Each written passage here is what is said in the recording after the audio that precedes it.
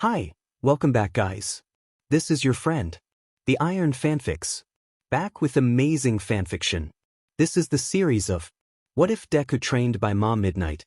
Now before starting, please give this video a like and subscribe to the channel if you want more videos like this. Now let's get into the fanfic. We're getting a report of a villain attack nearby. Status of the attackers are unknown, but initial analysis indicates nothing higher than a C-rank threat. Midnight, you're the closest hero in the area, so we'll leave the situation to you. We'll arrange a few nearby sidekicks to arrive soon as backup. Understood. I'm on the way. Nemuri kept her face schooled in her typical confident smile as she did her best to hide the huff of annoyance she wanted to let out from the nearby fans and civilians around her. Nothing could ever be easy for her, could it? She could already see and hear Shuda's annoyed face and complaints about how this was all part of the job, and always be prepared. But is it really so bad to want an easy day on patrol every now and then? Regardless, she hurried out a quick goodbye to the group gathered near her before running off towards the scene dispatch had directed her to, cursing her decision to wear boots with heels this high the entire way. It was times like this she really missed her old costume. Subtlety and decency be damned. It was fairly easy to tell where she was headed, with the quickly forming crowd gathered around the shopping area that was currently under attack. Why do people always go towards danger, seemingly waiting for a hero to appear and for the show to begin? A lot of people, ignorant, intentional or not, to the very real threat that people like her had to risk themselves against to keep them safe. At the very least, at least nobody had gotten the idea to try and confront the villains themselves. At least not yet. The crowd parted easily as Nemuri ran through, an excited murmur breaking out at her appearance as she surveyed the scene. 3 villains from the looks of it, deciding to break in and loot a few of the local stores in the area for a quick payday. One of them had a mutant-type quirk, giving him the physique of a rhinoceros, while the other 2 were unknown at the moment. They hadn't noticed her arrival yet, which gave her more than enough time to quickly assess the situation. Nemuri closed her eyes and took a breath. Time for the show to begin. Naughty, naughty boys. Didn't your mommies ever tell you not to take what isn't yours? Midnight called out to them, jutting out her hip to the side as pointed her whip towards the nearest villain. Behind her, a few excited gasps came from the crowd, with a few already starting to cheer her on. The villains froze in place and turned to look towards who called out to them, one of them widening his eyes when he realized who it was. Smirking, she gave him a wink as she started taking a few steps towards them. But don't worry, I'll be sure to give you a nice punishment in their place. A second, louder cheer rings out behind her from her words. Or maybe it was the way she was swaying her hips as she walked. Either one was fine. Boss, you were right. It was Midnight that showed up. Just like you said. The second villain, a shorter male with parted auburn hair, shouted at the man next to him. Midnight quirked an eyebrow at the new information. They were prepared for her? She tore away at the parts of her costume around her wrists as she continued to saunter towards them. Oh, don't tell me that you did all this just to get my attention. She shook her head. I always try to make myself available to my fans. You should have approached me that way instead. Pink gas started to seep out of her wrists and towards the small group of villains. Fortunately, there wasn't any wind to interfere, so it would only be a few seconds before it reached them and took effect. Idiots! The villain referred to as Boss, a thin, gaunt man with what could only be described as a terrible-looking bowl cut, shouted at the others. Masks on. Now! He commanded, pulling out a gas mask that he had strapped to his hip and attempted to fasten to his face. Midnight narrowed her eyes as she increased the output of her quirk to reach the villains before they could get the masks on. While laughably simple, gas masks and other filtration devices were the best counter to her quirk. A few people in the crowd must have realized this too, judging by the worried gasps she could hear around her. While Boss may have been quick on the draw, he looked to be the only competent member of the team, with Rhino having too much difficulty attaching a gas mask that was not suited for his own head, and Auburn being too distracted excitedly looking at her to react in time. The second the gas wafted over them, their eyes drooped almost instantly as the temptation of sleep overcame them. Well, 2 out of 3 wasn't bad. Though if it were her old costume, she bet she would have had this wrapped up by now. And now she was annoyed again. Maybe she can ask the Midnight Boys do something to cheer her up later, or just bug Shoyuta until he gives her a fun reaction. One or the other. Boss let out a frustrated growl at her while his two subordinates slumped down to the ground. While his eyes may have been obscured, it wouldn't have taken a genius to figure out that he was both very angry and glaring at her. Unfazed, Midnight points her whip at him, striking another pose. Now, the more you resist, the worse your punishment will be. The villain only responds by flexing his arms, and suddenly where his arms once were there were now suddenly large blades in their place. Definitely an issue considering how little protection her costume gives her, especially since she'll need to somehow get his mask off to subdue him properly. With an angered yell he charges forward, and the crowd gasps in both concern and anticipation. Why can she never get any of the fun villains? It's much more fun to waste time teasing them than it is to get into a fight. Well, if you want to get rough, I'm more than happy to provide. With practiced ease, she effortlessly sidestepped the initial swing, before a follow-up pirouette evades the second frantic slice. He was angered, which made his attacks easier to predict. But as long as that mask stayed on his face, she'd be locked onto the defensive until either someone comes to assist or if he leaves himself open. The crowd erupts in noises of astonishment at her movements, the sounds of camera shutters ringing out. Though it seems the audience plays into her favor, as the cheers seem to be only upsetting the man more. And this is how their dance continued on for the next few minutes. Frenzied slashes thrown out haphazardly while the crowd watched on as she kept herself just out of danger, occasionally shouting out words of encouragement in an effort to help her. While the man may have been the leader of the small group of amateurs, he was clearly not the muscle as he quickly ran out of steam, his breaths becoming more and more labored by the second. It was times like this she wished she had a different weapon of choice. A whip like hers was not the ideal choice for subduing or restraining villains, each attempt foiled by a quick swing of his blade arms. Eventually the two fighters paused, locked in a standstill as they regained their stamina. Mentally, Midnight regarded with smug pride at how he seemed far more out of breath than she was. Suddenly, the villain tensed his whole body up, shakily raising his arms above his head. His breaths wheezing through the gas mask, he reared back to swing, despite being several meters away from her. Her ears picked up the sound of someone shouting loudly from the crowd, followed by several people making exclamations of surprise, but she didn't have the time to focus on what was happening over there at the moment. The villain swung his arm forward, only the blade didn't follow through with the rest of his arm, instead it detached from his body and shot straight towards her. A desperation attack? Or a planned surprise? Her reflexes were thankfully honed well enough to move her head out of the way of the hurtling blade, but it was only a narrow miss. Unfortunately, the blade managed to clip one of the wings on the rim of her glasses, ripping them off of her face. Luckily, she was more than capable of seeing even without her iconic eyewear. What was the real issue was how disoriented she was from the sudden change in visibility. He still had one blade attached to his body, and every moment spent distracted was a moment he could close in on her. Midnight took a step back to try and gain her bearings, which was when those DMN heels of hers decided they didn't want to cooperate anymore, making her stumble back onto the ground. She could no longer hear him anymore, the crowd around them shouting out indecipherable noise at this point. Looking forward, she could make out a figure right in front of her with their arm raised. Instinctively, she braced herself on her back leg and raised her arms in some form of defense. Blade catching was a skill that existed, right? Well, time to see if she was a natural at it. With a roar that she managed to hear even above the noise of the crowd, the villain swung his arm down. Her body braced for the impact, and it never came. She felt the force of the swing push lightly against her, only to never feel the dreaded sensation of blade cutting skin. The noise from the crowd cutting off abruptly as silence rang out through the shopping center. A cough from right in front of her brought her focus onto what had happened. The blade had connected, but it wasn't with her. She couldn't make out too many details, but all she knew that it was a boy with green hair and that he was young. Far too young to be running into villain attacks and throwing himself in front of a potentially lethal attack at the very least. His body shook slightly, which she quickly recognized as his body entering shock, but he held his position standing in front of her as a shield between the hero and the villain. Speaking of, the villain seemed just as stunned by the sudden interference, and she knew this was her chance.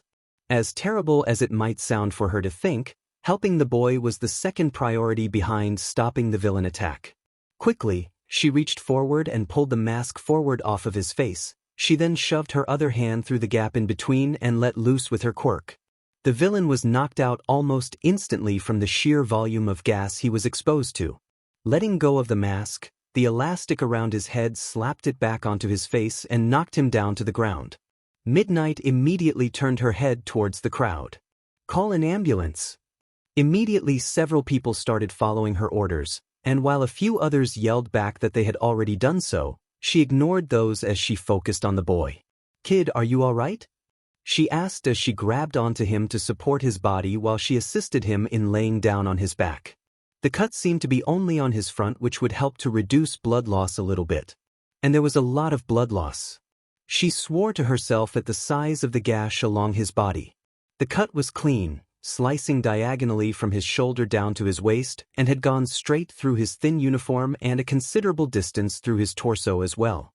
She was glad that he had spread out his arms when he did. There was chance that he may have lost a limb if he had the idea to use his arms to block the blade. Thankfully, he was smart enough not to try and stop a sword with his hands. She felt his body tense as he breathed in a strained breath of air. She could hear him making sounds with his mouth in an effort to talk, but he couldn't make the words out. This was bad. He was starting to panic from the injuries. At least this was a problem that she could help him with. "You're going to be okay. You're just in shock from the injury. I'm going to use my quirk on you to help you calm down, all right?" She brought her wrist up towards his face and slowly released some of the gas into his nose. The effects were almost immediate, his tense body relaxing instantly as his head drooped down to rest on his shoulder. On second thought, that may have been too much. Another commotion came from the crowd to her side before a voice called out her name. Turning to look towards it, she saw another hero had arrived on the scene and was running towards the two of them. They sure took their sweet time getting here. Someone in the crowd filled me in on what happened. I'm a sidekick from the Dayton agency. I can get him to the nearest hospital quicker than waiting here for an ambulance could. The hero said, holding her arms out to take the boy. Midnight felt her hands twitch around him, hesitant to hand him over for a brief moment. She didn't like the idea of handing him over before getting the chance to thank him, chastise him for throwing himself into danger like that, as well as learning what his name was. Although maybe not in that order. But she also knew he was better off in a hospital than he was waiting with her. Gently, she exchanged him with the other hero. "What hospital will you be going to? I want to see him when he wakes up. I'm not too sure which one is closest, but whichever one that is. One of our navigators is getting me the route right now." She nodded. "All right. He's lost a lot of blood, so try to be gentle." The hero smiled as she turned to leave. "Of course. Ingenium would be real upset if I gave him anything other than a first-class trip," she shouted as she started to run off through the crowd. Seeing the two disappear from her sight, Midnight finally let out a sigh of relief. That was certainly not what she was anticipating would happen when she accepted the call to assist. A brief brush with death, and young kid sacrificing himself to save her? Not exactly a normal day in heroics. Usually when a villain fight had concluded, the crowd would cheer for the hero in victory for a bit before continuing on with their lives. But this time the crowd stayed, a worried murmur rumbling through them as the sounds of approaching police sirens could be heard. It had taken a few hours for the fallout of that attack to be dealt with and for Nemuri to finally reach the hospital. A few hours too many if she was being honest. Was it really necessary for the police to ask that many questions before letting her leave? And was today such a slow news day that the media had to show up too? Hopefully they don't make her look bad tonight. She had given them some pretty terse answers. And to make things even more confusing, some of the things the people in the crowd had told made her even more eager to talk to this boy that almost died helping her. Right before that villain shot his arm at you, he screamed out for you to watch out and pushed through the crowd after you. Was the villain's attack obvious and she just missed it? Did he know the attack was coming somehow? Or maybe he has a precognition quirk or something and was trying to help her at the last second. Well, she'd know soon. That is, if he was all right and able to talk. She approached the receptionist counter, the woman sitting there already smiling and waiting for her since she came through the door. "Hi, was there a young boy admitted here a few hours ago? He was injured in a villain attack." She paused for a second. He had green hair too. There we go. Everything she knew. He sure was. "Let me just check for a name and room number for you, Midnight." She smiled before tapping away at her computer for a few seconds. Suddenly, her brows furrowed as she leaned into the screen for a second. "Oh," was all she said. Turning back to Nemuri, the smile returned just as quick as it had disappeared. "He's in the last room on the second floor. I'll let the doctor know you're heading there, Midnight." Now it was Nemuri's turn to furrow her own eyebrows. Thank you. Did you find what his name was?" "The doctor will explain everything." Her smile didn't falter. Bidding her a confused goodbye, Nemuri headed for the elevator with the hope that the receptionist was just a weirdo. Stepping out of the elevator on the second floor, she was almost immediately greeted by a man in a white coat. Presumably, the aforementioned doctor. "Ah, Midnight. I was just called about your arrival. What can we help you with?" He greeted her with another large smile, and she quickly changed her hopes that it was only the receptionist and this doctor that were the weirdos. "I'm looking for a boy that would have been brought in a few hours ago. The woman downstairs said he was in the last room on this floor." And a sinking feeling rose in her stomach when his smile dropped almost immediately too. "Please follow me, I'll explain on the way," the doctor said before turning down the hall without looking back. Suppressing her doubts, she followed after him. "Is he all right?" He hummed in response. "Well, yes, he's recovered from his injuries. In fact, he's cleared for discharge." Her eyes widened at the news and she felt most of her stress leave her immediately. "He's okay? Thank goodness." It took her a second to process everything he said before she raised an eyebrow in confusion. "Wait, discharge already? Shouldn't he be monitored for a bit at least?"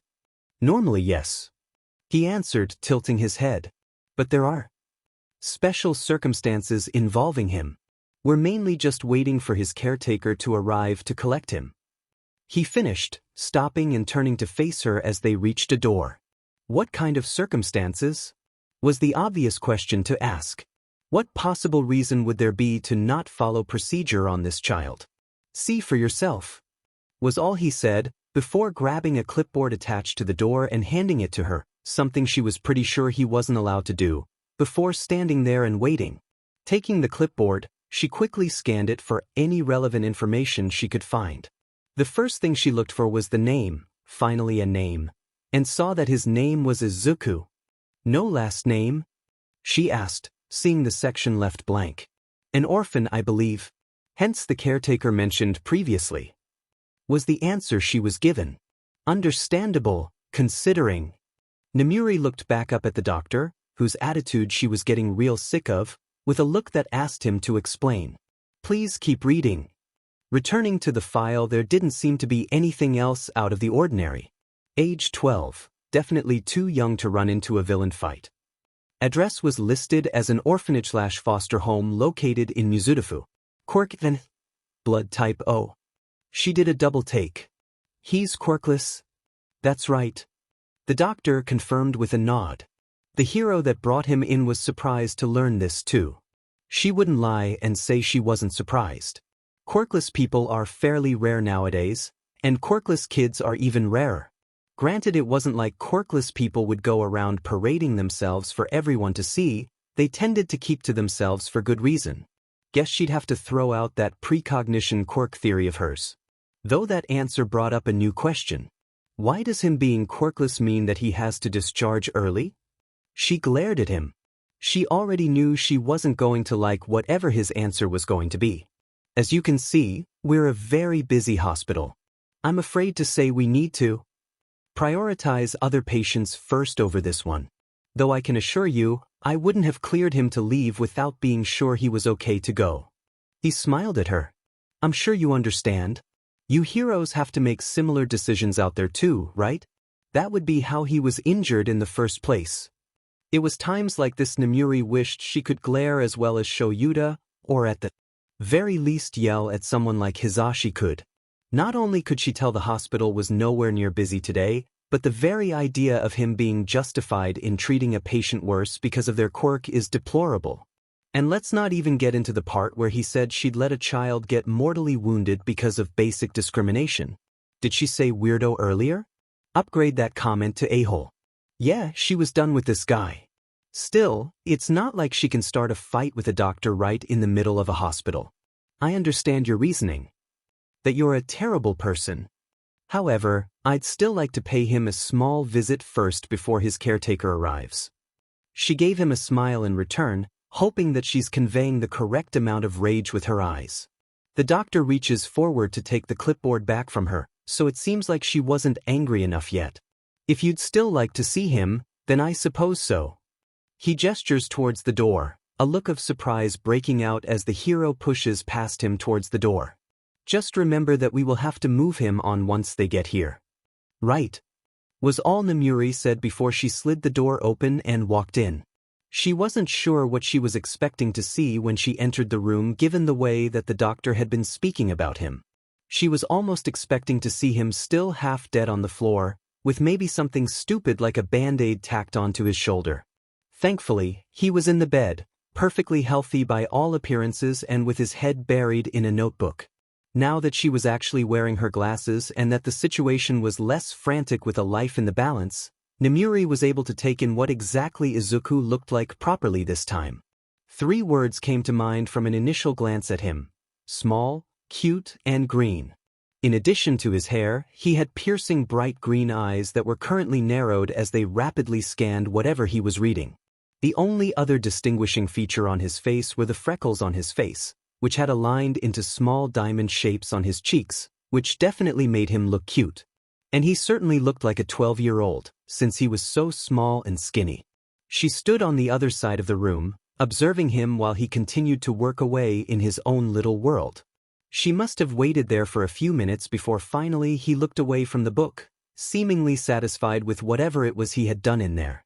He must have finally noticed that he wasn't alone in the room anymore when his eyes moved towards the door and met her own. Smiling, Namuri gave him a small wave, while Izuku seemed to freeze in place at the sight of her. She wished she had a camera to record the sudden look of panic-stricken horror on his face when his brain finally caught up to who he was looking at. A minute-sen. When did you get here? His face paled even more. Hello. He quickly bent his body forward, in an awkward bow from his sitting position. Thank you for saving me today. Keep calm. Whatever you do, don't laugh at him. Trying her best to ignore his freak-out, she gave him a dismissive wave. It's fine. No need to bow, Izuku. The small squeak he let out from hearing his name was not helping her self-control in the slightest. If anything, I should be thanking you for running in to help me like that. Instantly, his head rocketed back up and she swore his eyes were even wider than they were previously. No, I didn't do anything. His arms started flailing around him wildly. I really just got in your way if you think about it. He all but shouted in denial. No need to be so modest, kid. If you didn't run in, I would probably be the one in the hospital instead of you. He opened his mouth to protest more, but she cut him off. As much as I agree that you shouldn't have done it, you did. But if you didn't, things would have been a lot worse, so thank you. Izuku just stared at her, wide-eyed and mouth agape as he processed her words. A moment later his lips started wobbling as his eyes narrowed with tears. You really think I helped? He questioned, his voice barely above a whisper. Namuri gave him a soft smile, moving in closer to place a hand on his shoulder. She could feel her heart ache with every soft sniffle that he failed to hold back. Definitely. I don't know how, but you were the only one there that knew what that villain was going to do, so you did what you could to help. His eyes darted down towards the book on his lap before returning to meet hers. He rubbed away a few of the tears building in his eyes. It wasn't anything special. Anyone could have noticed what he was about to do. She tilted her head. Well, nobody else there including the hero who was fighting him noticed. Don't sell yourself short. Following where his eyes traveled, she too looked at the notebook on his lap. Were you writing about what happened in this book? He let out another noise, his arms quickly shooting down in an effort to conceal the book. No. I mean yes. He shuffled away from her touch awkwardly. Maybe. There was a very real chance that this was his diary or personal journal or something similar, but curiosity still got the best of her. Can you please show me? Seeing the hesitant look on his face, she pushed forward a little more. You can keep holding the book if you like, I'd just like to see what you wrote. If worse comes to worse and it was something personal, she could always write a message of encouragement or something in there, or maybe just an autograph. No, it's okay. He sighed. H here, was all he said before he quickly flipped open the book to the last marked page and gently handing it to her. What greeted her was a double-paged spread of information all on the villain the two of them had met a few hours ago, who Izuku had titled as Blade Arm Villain, complete with a fairly well-drawn diagram of the man in the center of one page. There were arrows pointing to several parts of his body, each labeling an observation or detail about the villain. Her eyes locked on to a specific arrow pointing to his elbow joints, talking about how the joint looked similarly to the joint of a model or figure, indicating that the blade, or other potential weapons, could be attached or detached to his arm. On the other page was a hastily written paragraph about the man's fighting style, and observed strengths and weakness, as well as possible methods of countering him. To say she was surprised was an understatement. You got all of this just from viewing the fight I had with him? She asked, looking up at him. Izuku averted his eyes, laughing nervously. Yeah. It's a habit of mine to watch hero fights and write down notes about everything I see.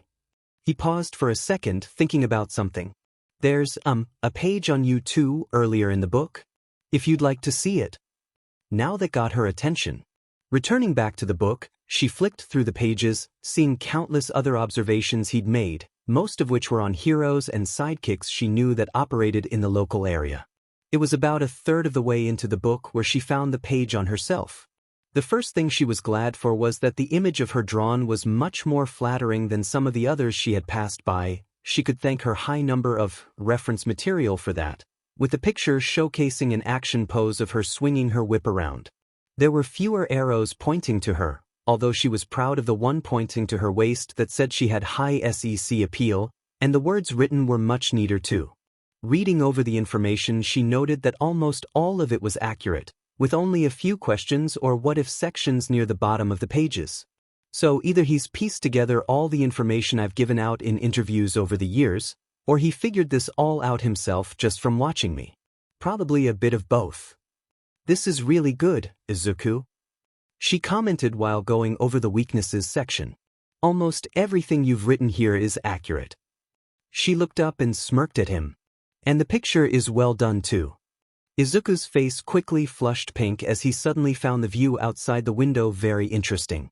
Oh, I knew if you were to ever see the page, you'd want your picture to look good, so I tried a little harder with it. Well, it has my seal of approval. She watched Izuku let out a sigh of relief. If you would like, I could help you answer some of the things you've written here in the questions section. Izuku's head swiveled to face her, and his face lit up like she had just told him he had woken up on Christmas morning. Really? Thank you so much, he exclaimed, before bowing a second time. It's no problem. Consider it my way of thanking you for helping today, she said, before the smirk reappeared on her face. However, there's just one itty-bitty little catch. Izuku's face dropped like he remembered the date today was not actually Christmas. What kind of catch? The smirk shifted slightly into a smugger smile. It's simple. I'm not going to tell you the answers, I'm going to show you. Izuku's eyes widened. You mean that? That's right. You can see for yourself next time I'm out on patrol. I'll take you with me so you can get a nice up-close look. She answered with a wink. No, I couldn't possibly. Too late. My mind has been made up.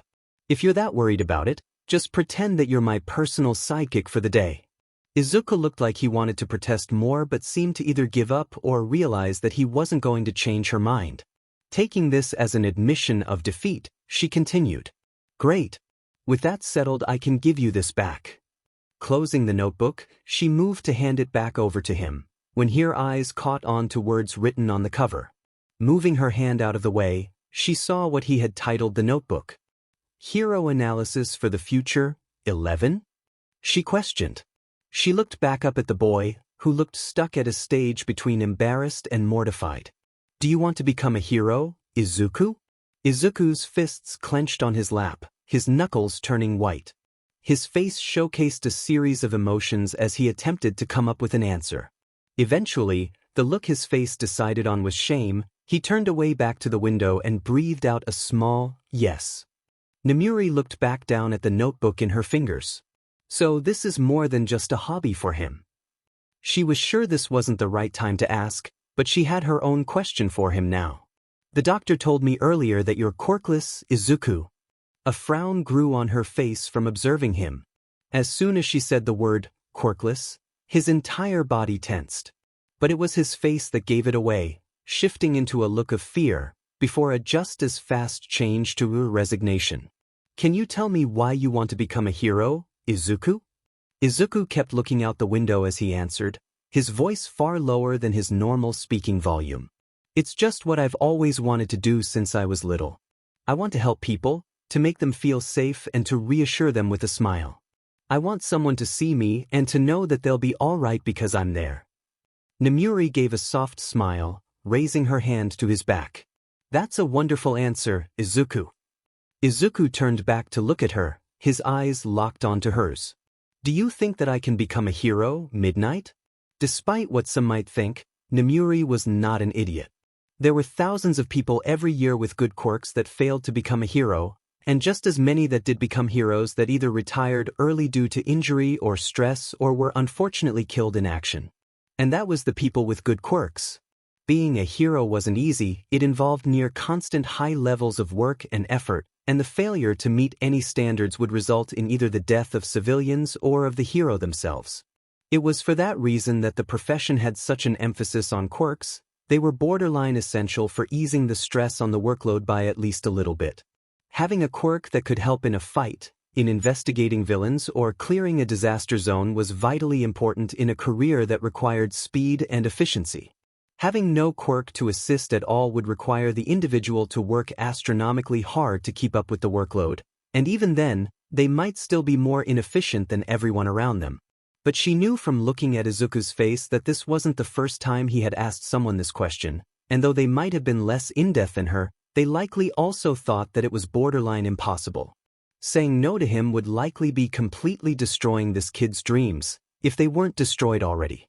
But then she remembered the answer he just gave her, and that figure that stood in front of her, taking a near-fatal blow without a hint of hesitation. She took a deep breath before answering. That depends on you, Izuku. It looked at her, confused. As if she said something unexpected, and she probably did. I won't lie to you, it'll be very difficult. Bordering impossible, even. Would you still be willing to try? To put in more effort and work harder than everyone else? Yes. He answered instantly. Good answer. Then in that case, yes, I do think you can become a hero. It had taken Izuku nearly half an hour to calm down after hearing Midnight answer his question. But that was pretty good if you ask him. After all, she said yes. He had to keep pinching and kicking himself to make sure this wasn't a dream, or a coma that he entered after nearly getting sliced in two. But here he was, 2 days later, and he hadn't woken up yet. That could only be good news. Unless the coma theory was true, then it was bad. While he would admit, needing Midnight to hug him while he bawled his eyes out and blubbered thank you over and over wasn't his proudest moment, he wouldn't trade it for anything in the world. He had managed to help someone in need, a hero too, and someone told him that it was possible for him to become a hero. If you ignore the hospital trip, it was pretty much the best day of his life. Who was he kidding? Even with the hospital trip, it was still the best day of his life. Which made it an interesting contrast to what he was sure would be one of the worst days of his life coming up, his first day back at school since the incident. While it wouldn't be the worst day ever, the top 3 were hopefully set in stone at this point, he was sure it'd rank somewhere in the top 10 if it went the way he was expecting it to. And there was a very good reason for him to think so. As it turned out, there was a news report on the knife-arm villain attack, the night he was in the hospital. And there was video footage taken. With him in it. Fortunately, the news didn't know who he was and didn't explicitly talk about him. But according to Sanai-san, if you knew who he was, it was pretty obvious that it was him in the video.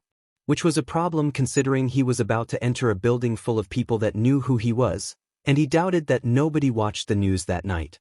Timing his approach perfectly, he slipped onto the school grounds when there were only a few students hanging around and made a dash for the main building. Once inside, he took a deep breath, said a small prayer to be left alone and headed for his classroom. Opening the door to the room, he maintained eye contact with the floor as he tried to shuffle to his desk before anyone could stop him. A lot of the conversations going on when he entered either died off or got quieter, and he could feel the eyes looking at him, but that was a normal occurrence. Taking his seat, he took a deep sigh in relief that he had got there in one piece. Now all he had to— Deku! Well, so much for that. Looking up, he was greeted with the narrowed eyes and snarling face of Katsuki Bakugo. Something that was usually not a good sign for his short-term health. Almost all conversation had died off at this point, choosing to instead witness what was going to happen next. Oh, gee, good morning, Kaken. When he was met with only a deepened scowl, he pushed his luck. Do you need something? Cut the crap, Deku. Bakugo shouted, slamming his hands on Izuku's desk, and he did not squeak in response. What's all this shit about you getting into a villain attack about? He yelled, leaning his face in so much Izuku had to tilt his chair backwards. Well, a couple days ago, I was watching a villain attack when suddenly I decided to run in and help. This was apparently the wrong answer to give.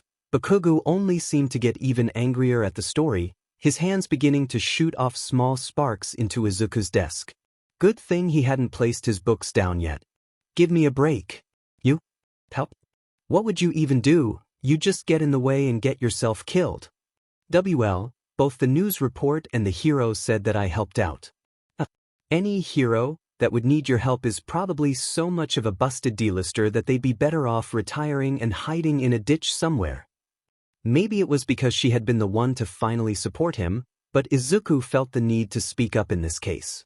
Midnight is a great hero, Kaken, he said, glaring straight back at him. Bakugo's eyes lost the intensity for a moment, widening in surprise. But as quick as they did that, they were quickly back to glaring, and even angrier than ever. We'll be talking about this later, Deku, was all he said before standing up straight and stomping towards his desk, loudly pulling the chair out and flopping into it. Izuku simply stared at him for a few moments in surprise. That's probably not good. Satisfied with the morning entertainment, the rest of the class went back to whatever they were doing before, giving Izuku some well-deserved peace to relax and calm down from his daily scare. Hey, Deku? Tuning back into the world, he turned his head towards the voice that just spoke to him. It belonged to the girl that sat in the seat next to him. She had a large flower growing on the top of her head. Yes, Hanabira-san? Did you really get to meet Midnight? He assumed Hanabira wouldn't find the answer. Why yes, and not only that but she reaffirmed my hopes and dreams and hugged me while I cried, as amazing and enthralling as he did, so he settled for just a simple nod and yes. Her face lit up, some of the petals of her flower wiggling slightly. Really? I'm so jealous. Did you get her autograph? He opened his mouth to answer when his brain froze in horrid realization. Hanabira giggled. I'm guessing that's a no? I would have thought that'd be the first thing you did. Izuku's head fell into his hands. It wasn't his fault. It was an emotional afternoon. He mentally hit himself for being so stupid. Arg, she even had the analysis page about her open. It was the perfect time. He shook his head. I can't believe I forgot. He said, his voice dead. It's okay, maybe there'll be a next time? Hanabira suggested, still holding another laugh. Before he could answer about how much he screwed up and that he couldn't recover from this, someone else spoke up before him. Hey Hana-chan, why were you talking to Deku? One of her friends asked, a group of them walking over. Oh. Hanabira seemed just as surprised by their appearance. No reason. It was at that point that Izuku decided to tune out of that conversation and focus on getting his things ready. Class would be starting soon. The laughter that came from beside him told him that was probably the right decision. Surprisingly, the day ended up not being as bad as he expected going into it. The only abnormal incident was when one of the older students tried to tear off his clothes in the middle of the hallway to see if he had any scars from the incident, which he did, but he wasn't exactly eager to show that off. Plus, he didn't want to bother the school nurse for a third replacement uniform so soon. Other than that, his teachers threw out the occasional jeers about his tendency to into trouble, but that stuff was par for the course, really. What was concerning him was Kaken. Despite his ominous words this morning, he had mostly left Izuku alone for the rest of the day. While his friends may have given him the usual verbal beatdown, Kaken himself had barely acknowledged him at all, which was never a good sign of things to come. Izuku hated the waiting part. At least when he was actually being hit, he didn't need to stress about when they were going to finally corner him.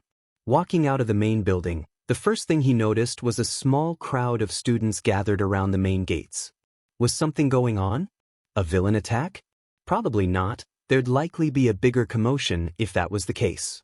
He decided to steer clear of whatever it was. He never did well in crowds, especially around his peers. Shuffling around the edge of the group, he maneuvered his way past and turned to start walking back home. Or at least that was his plan. Izuku! A voice called from behind him. There you are. He felt the panic raise for a second at being called out in public, before his brain caught up to him. There's only a couple of people in the world that actually called him Izuku, and that list gets even narrower when you include people that want to talk to him. He turned back to the mass of students, and sure enough, making her way through the gathering was the familiar figure of the R-rated hero, Midnight. While his immediate thought was, why is she here? That was quickly replaced with, how did she know he was here? He didn't remember saying what school he attended or giving her any contact information, although in fairness he was emotionally compromised for a lot of their talk. She didn't look him up in a database, did she? That'd be really embarrassing.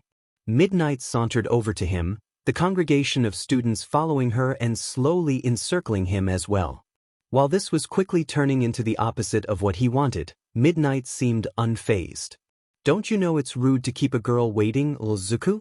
She teased with a smirk, and Izuku hoped that the other students were too busy murmuring to themselves about what was currently happening to notice the blush creeping on his face. Aminate-sen, what are you doing here? Was the best he could get out, despite his brain mashing the "don't panic" button in his head. Midnight looked amused for a moment, before her face morphed into a grin. Did you already forget? I'm here to fulfill our little deal. She pointed her whip at him. I'm going on patrol, and you'll be my sidekick. The various noises of shock coming around made him wish that Midnight would choose her words a little more carefully. If the news report put a bigger target on his back than usual, then this was a giant, neon arrow pointing at him. Time to do some damage control. All right now? I don't think that I can dash. No time to talk. I'm already late from standing here waiting for you, so let's get going.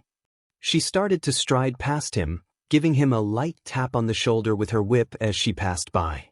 Quickly now. Before I need to use my whip, give you some motivation.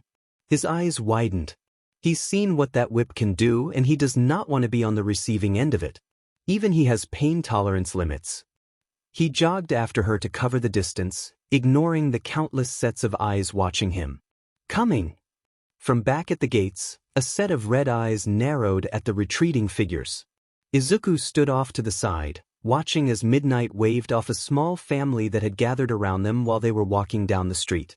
Awkwardly, he joined in the wave after the little girl in the family called out to him. Once they had finally moved off far enough away that he'd feel silly to keep waving, he stopped with a sigh of relief. This had been what the majority of his afternoon had been like after he was basically forced to accompany Midnight through her afternoon patrol. There hadn't been much time for the two of them to talk. The waves of fans and admirers had been relentless ever since they left the area around school. And that was okay. He was more than fine watching the daily actions of a hero up close. He was always too nervous to approach one normally. He was just less of a fan of the times when somebody would notice him shadowing her and he would get dragged into the meet and greet. This is much better than last time, isn't it? Midnight asked, stretching her arms. Just a nice, relaxing walk greeting some fans. And hey, you might even have some fans now too. She grinned. Izuku slouched, looking down at the ground. She thought I was a new hero called Midnight Mini. This time Midnight did laugh. A pretty good name, I'd say. And it could be worse, she could have given you a name that was an insult. Izuku scratched his head. I guess. Besides, you should be smiling more anyway. It's a beautiful afternoon, people are smiling, and there's no blade arm villain to ruin it for everyone. Actually, he's officially called the knife arm villain. Midnight shrugged. I like the name you gave him better. Makes him sound more dangerous. Izuku decided to not let her know that he had already updated his notebook to the new name. Midnight looked up at the sky, noting the mixture of dark blue and orange painting the horizon. I'd say now's a good time for us to stop for today. She turned back to Izuku, her eyes narrowed in a dangerous smile. Now then. She pointed her whip at him. Question time. Tell me everything you learned about being a hero following me around today. Wait, what? She winked at him. You didn't think we were doing this for fun, did you? She shook her head. Of course not. If you're serious about becoming a hero, you need to start learning about what you'll be expected to do in the future. Izuku felt his hands twitch. He should probably have gotten his notebook out a while ago. You mean stuff like how to fight villains? Not quite. Midnight gave him a quick once-over. You're still pretty young. There'll be plenty of time for combat and muscle training when you're older. What I want you to focus on right now is the other aspects of being a hero.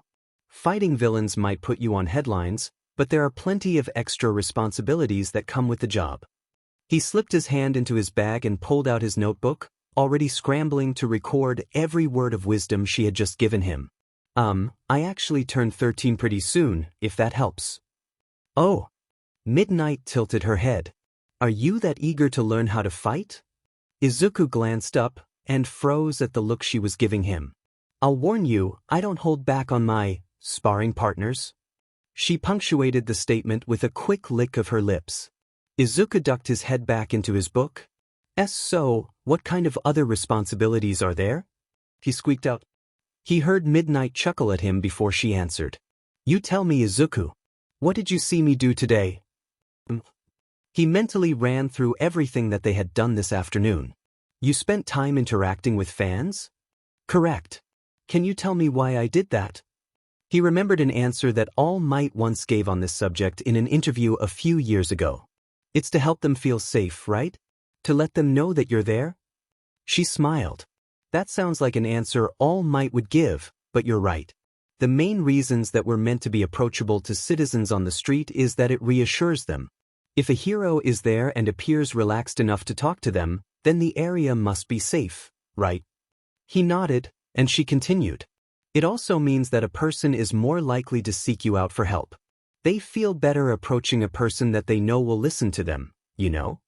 If Izuku wrote words down any faster, the pages in his book were liable to catch on fire. Of course, there are exceptions. Some heroes like Endeavor are fairly unapproachable, but he makes up for it by building a reputation of being the most reliable in a crisis instead. Well, that and some people like the harsher treatment. Oh. He spoke up, looking up at her. Is that why that guy asked you to hit him with your whip earlier? Forget about that guy. But Izuku. One look at her face was enough for him to drop the question, though he made a mental note to see if Sanai-san would know the answer later. Satisfied that he had moved on, Midnight continued. So, we had interacting with civilians. What else did I do today? Izuku paused in thought.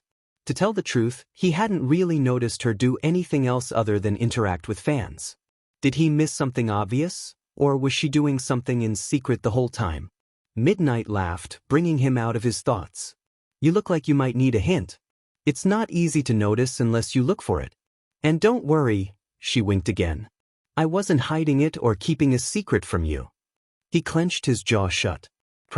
Was he muttering out loud again? Let me ask you a different question. She started. Do you remember those high school students we ran into not long after we started? High school students? Izuku quickly racked his brain to remember. Do you mean that group of boys where you fixed one of their ties? Midnight smiled and nodded. That's the one. Her head tilted. So? Did you see what I did? Izuku was officially lost now. Did that not count as interacting with civilians? You made sure he looked presentable? The hero responded with another laugh. I suppose that's not untrue. Boys that wear their uniforms properly are much more attractive. She fixed a sterner gaze on Izuku. Flip your thinking around. Instead of what I did, what were they doing? Izuku's memory was working in overdrive now. I think when you called out to them, they were walking together into an alley? They were. Midnight confirmed. You seem to be having trouble, so I'll help you with the rest. There was a villain in that alley. Izuku felt himself physically recoil from the shock of that last sentence. There was? How do you know that? The hero folded her arms as she explained. I suppose it was a bit unfair to expect you to notice when you weren't even aware of what we were looking for. A frown crossed her face. To put it simply, there are villains going around town distributing drags to high school students. His eyes practically bulged out of sockets. Why would they do that? Midnight shrugged. Who knows? For fun? To intentionally cause chaos? We're not sure yet. But what we do know is that they pick targets they think are vulnerable, like students. And those students you stopped, they were going to meet with the villain? That I'm not sure about. They were either about to meet up, or they were about to be targeted. Regardless, once I called out to those boys, the villain retreated and the deal was off. Izuku felt his fists tighten around his pencil and book. But why didn't you, try to catch the villain? Midnight tapped her temple. Remember what we just discussed about me reassuring civilians? It wouldn't give them any peace of mind if I started shouting at and chasing a villain out of nowhere, would it? As much as he wanted to think that catching the villain was the right move, he couldn't argue with that. So, that means the villain got away? Midnight moved in closer to him and placed a hand on his shoulder.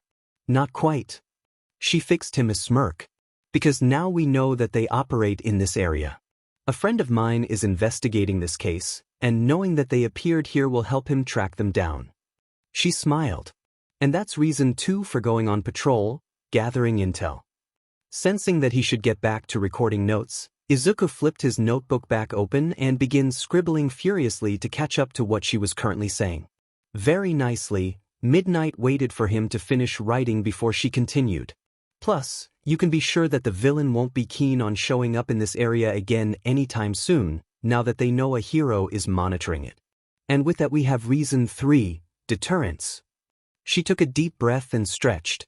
Have you got all that? Because I think we've had enough lectures for one afternoon. One question. He brought his hand up as if he were in a classroom.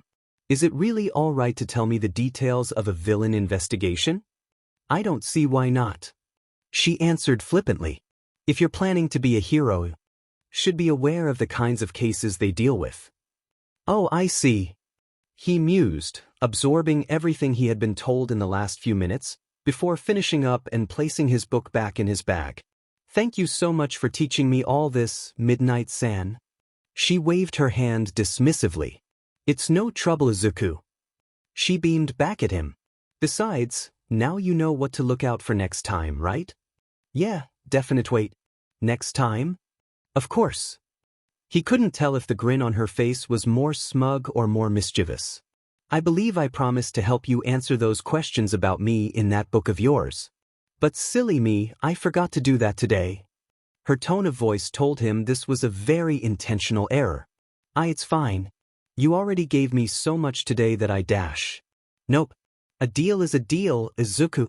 And what kind of hero would I be if I broke a promise? She declared, too proud of herself for tricking a 12-year-old. I'll have to just keep taking you on patrols with me until I can find the time to help you with your notebook. Izuku had the sinking feeling in his gut that Midnight planned to never help him with his notebook analysis on her. Flipping her hair off her shoulder, Midnight started to walk down the street back the way they came. Come on then. It's getting dark and you need to get home soon. He felt his face heat up at the thought of needing a personal escort back to the orphanage. I'm fine.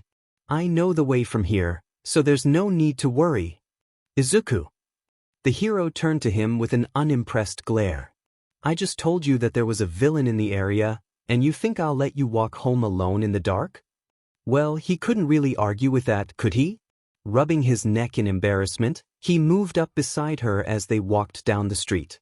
That reminds me, can you give me a way to contact you? I'd rather make you come to me next time instead of waiting outside a middle school for 10 minutes. Midnight asked. Oh, okay.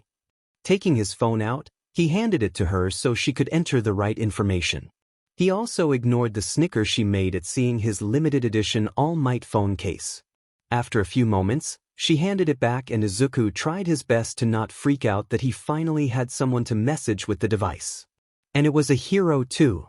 Now let's hurry up, I'm sure you have homework you need to get done tonight too. She teased, and Izuku paused. He totally did. And he forgot somehow.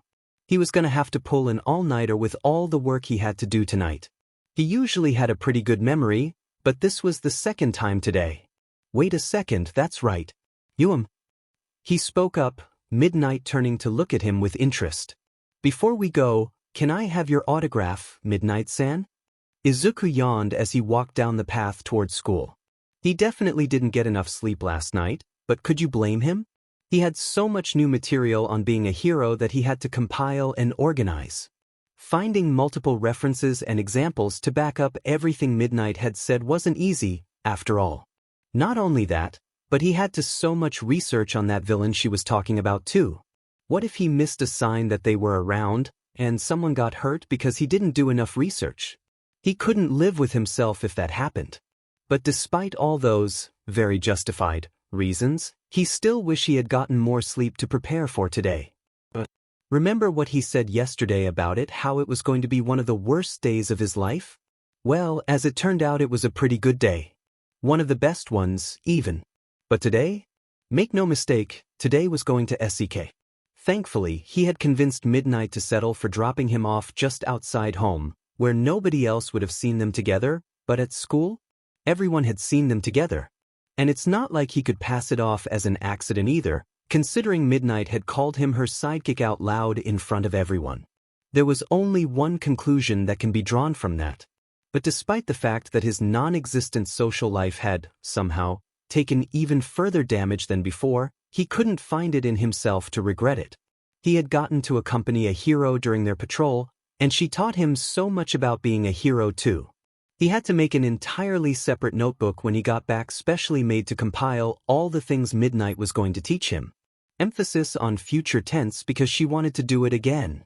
He couldn't believe how lucky he had gotten. First Midnight had saved him, then she told him he could become a hero, and now she's teaching him how? Izuku paused. Was Midnight his favorite hero now? It's not like All Might had done anything wrong, and he was still All Might, but All Might wasn't the hero going out of their way to mentor him, was he? Stepping through the school gates, the first thing Izuku could feel was the complete change in atmosphere from his appearance. The second thing was the glares he could tell that everyone was giving him. There were a bunch of students scattered about the front area, and all of them were looking his way. Fighting back a shiver from how eerily quiet it was, Izuku walked as quickly as he could towards the entrance to the main building. As expected, things weren't much better inside. In fact, he'd argue it was worse, even the teachers were looking at him. Was this really such a big deal to everyone? For the first time in his life, Izuku actually missed being ignored or dismissed like he usually was. How did Kaken handle having everyone's attention on him all the time like this? He froze in fear where he was in the middle of the hallway. Kaken! He was angry at him for talking to Midnight. What was he going to do after hearing about this? Izuku tried to take a calming breath, but it wasn't working very well. At least he didn't have many possessions to his name to hand out after Kaken murdered him in the middle of their classroom. Opening the door to said classroom, his eyes quickly scanned the room for anyone with blonde hair, and to his immense relief he couldn't see anyone. Temporarily he was safe. Ignoring how everyone was still looking at him quietly, he hurried to his desk and tried to make himself as small as possible. It took a few minutes for everyone else to get bored of looking at the cowering boy curled up at his desk, small murmurs of conversation beginning to start up to fill the silence. Lifting his head up, Izuku felt relief wash over his body now that his classmates were back to ignoring him. Opening his bag, he went to get his school supplies out of his bag. When he got to his notebooks, he carefully placed it on his desk before looking around the room again. Spotting the small group of girls by the window, he did his best to summon his confidence before moving over to them. Hey, Hanabira-san? He squeaked out, his voice as quiet as he could get to avoid drawing attention. Hanabira jolted and turned towards him, surprise written across her face. Her friends also turned his direction, although they looked far more unimpressed by his appearance. What is it, Deku? She answered, almost as uncomfortable as he was. I just, wanted to let you know that I got Midnight's autograph.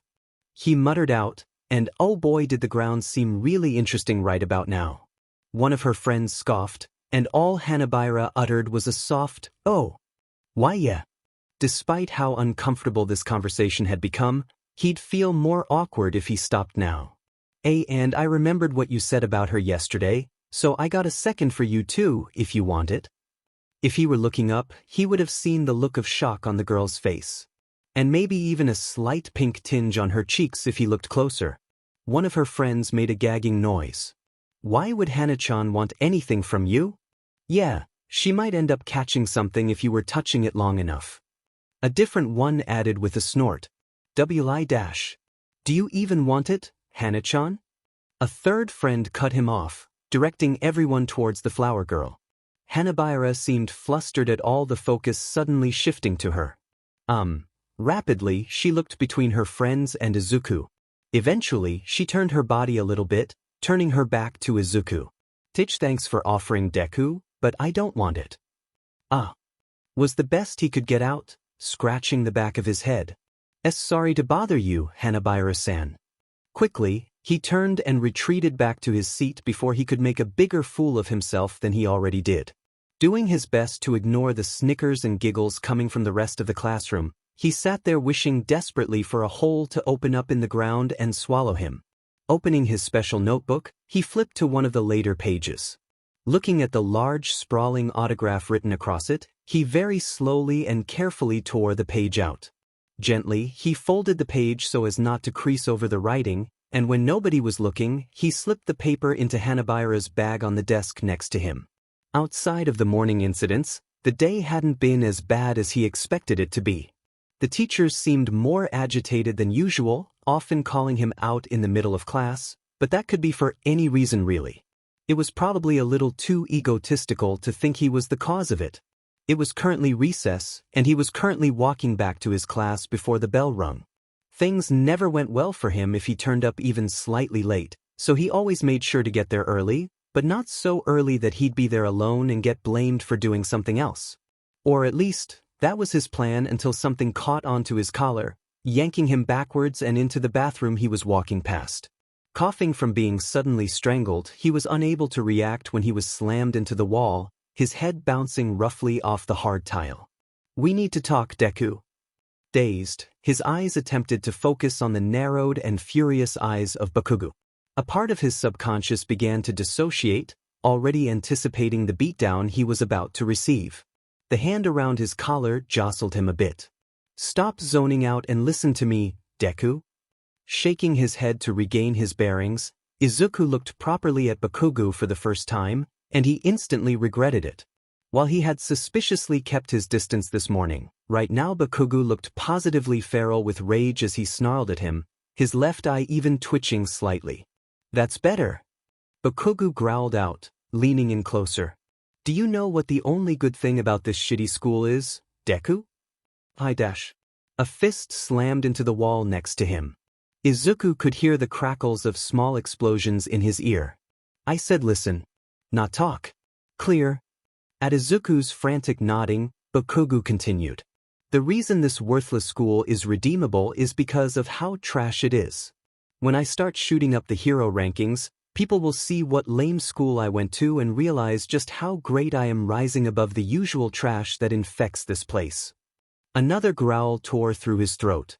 But that story doesn't work as well when some dumbass B-list hero shows up taking an interest in one of the students. Especially when that student is some worthless little Deku like you. People will start wondering if there's something wrong with the other extras at this school if you're somehow the one that draws interest. Izuku gulped as he took in what was being said. Was Kaken jealous that he had attracted Midnight's attention? Or was he just mad that someone was nice to him in general? Now normally, I would make you reflect on causing this mess until you were eating through a straw. The hand beside Izuku's head flexed. But knowing you, you'll go crying to your little hero friend, they'll throw a fit, and there goes my hero career. He tilted his head, eyes somehow narrowing even more. So instead I'll just wait. I'll wait for them to see for themselves how much of a waste of space you are, or for you to realize how pathetic you are and give up. Knowing you, it'll probably be the first option. And with that, he released his hold on the collar, and Izuku dropped down to the ground. So enjoy playing hero for now, Deku. Just know I'll be waiting for you when that hero dumps you like everyone else did. Bakugo finished, before stomping out of the bathroom. From his spot on the floor, Izuku watched the bathroom door swing closed. He clenched his fists as he reflected on everything Kaken had just said to him. I know she's only humoring me for a bit, Kaken. He whispered to himself, a stinging sensation rising in his eyes. But even still, The bell for the end of recess rang. Izuku did not return to class. Nemuri sighed as she gave another paper a marginal passing grade. Why can't students appreciate hero art history the way that they should? It's like they all forgot that they need to pass her subjects to graduate too. Maybe her mistake was assigning an essay as the task, something like a group presentation. Would have been drawn more interest. Plus, she wouldn't have to do as much grading, so it was win-win really. Flipping the paper onto the pile next to her, she slid the next essay over and already made a groan in resignation from reading the first sentence. She was definitely kicking herself now.